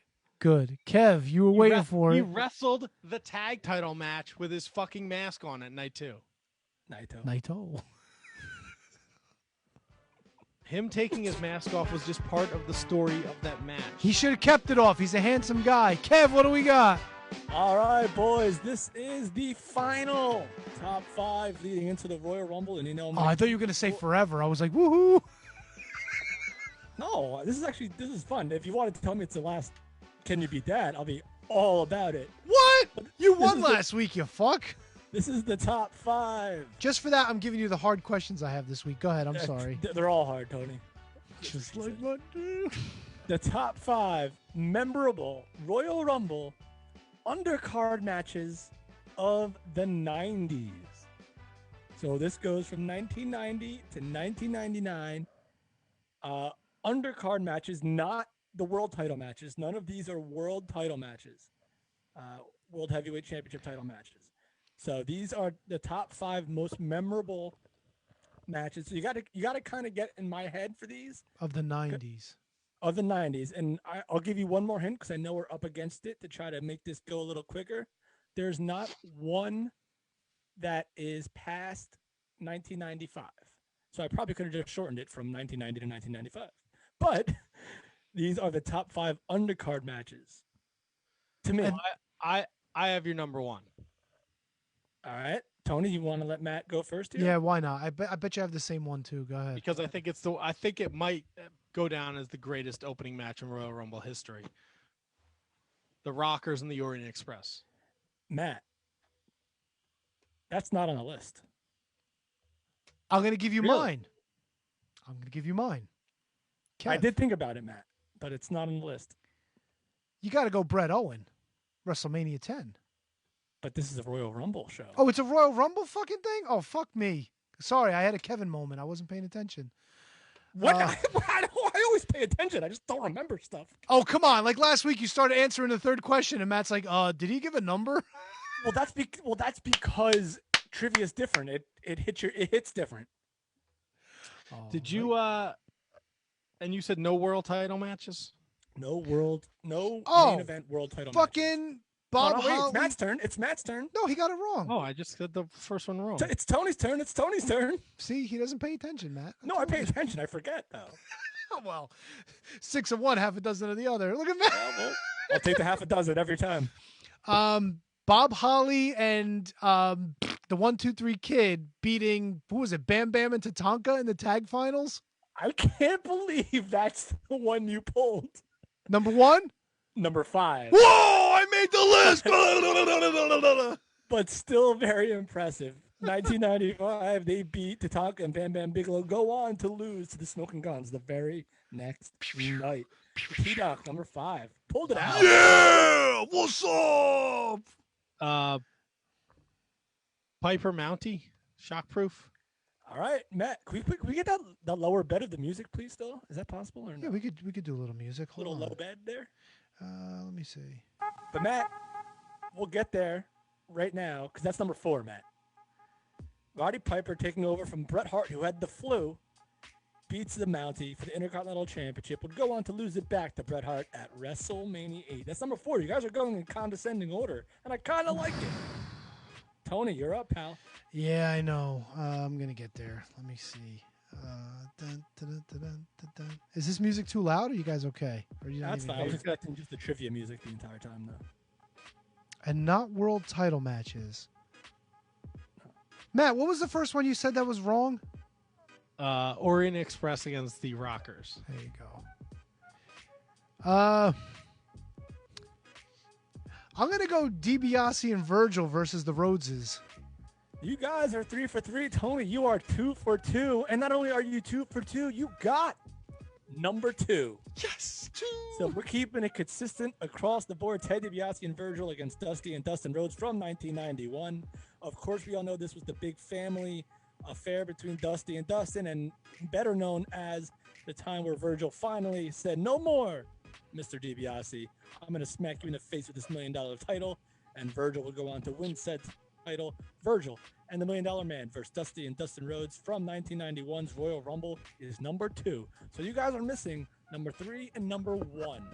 The Quebecers against Brett and Owen. I kicked your leg out from under your leg. Well, you guys are no longer missing number 1 because Matt gets number 1, the most memorable undercard Royal Rumble moment match, whatever you want to say to me, is Bret and Owen Hart versus the Quebecers for the World Tag Team titles. Of course, Bret Hart would get his leg kicked out of under his leg by his younger brother, Owen Hart, and would lead to one of the greatest WrestleMania matches of all time, Bret versus Owen Hart, which Tony said earlier, but it was the wrong list. So there you go. You said there's no world title matches, right? There's no WWE World. There's no main event top belt matches. And there's actually the last one, it's not even a title match. Really? Yeah. Wow. This one's probably going to get you, but I think it's so good. Steiners versus the Beverleys? No, Tony. See, I was thinking Shawn Michaels versus Marty Jannetty for the IC title, but you said no titles. That would have been number 5 if I didn't watch this number 3 so recently and realize how much and how I think love it doesn't deserve or it doesn't get that it deserves is so good. I will go back to my original pick. I will just have to change a tag team. The New Foundation against the Orient Express. No. It's a singles match. Tatanka and Bigelow? No. Razor Ramon and Goldust? Nope. This one's tough, but go back and watch it after I'm probably going to have to tell you because you guys won't get it. So after I tell you, go back and watch it. It's fucking good.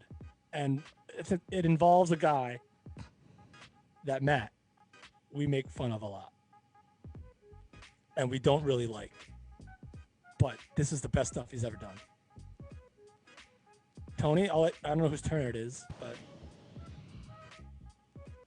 It's not Jeff Jarrett and Razor, is it? Nope. It's Jeff not Jarrett and Razor Ramon couldn't do enough great things. It's not Ronnie Garvin and Greg Valentine, is it? T-Donk. Come on. It is Ronnie Garvin versus Greg the Hammer Valentine in the submission match. The Battle of the Shin Guards. Ronnie Garvin takes off Heartbreak Hotel. Wow. Puts on nails him, puts on the Slammer Jammer, which actually, believe it or not, is the sharpshooter. Before the sharpshooter was a thing, which I didn't realize. Damn. So there it is, number 5, boys. Number 5 is that was number 3. But number 5 is 1-2-3 Kid and Bob Holly versus Tatanka and Bam Bam Bigelow in the finals of the tag team title tournament. Number 4, Roddy Piper versus the Mountie, 1992 for the Intercontinental Championship. Number 3, Ronnie Garvin versus Greg the Hammer Valentine in a submission match from 1990. Ted DiBiase and Virgil versus Dusty and Dustin Rhodes from 1991 comes in at number 2. And number 1, Bret Hart and Owen Hart versus the Quebecers.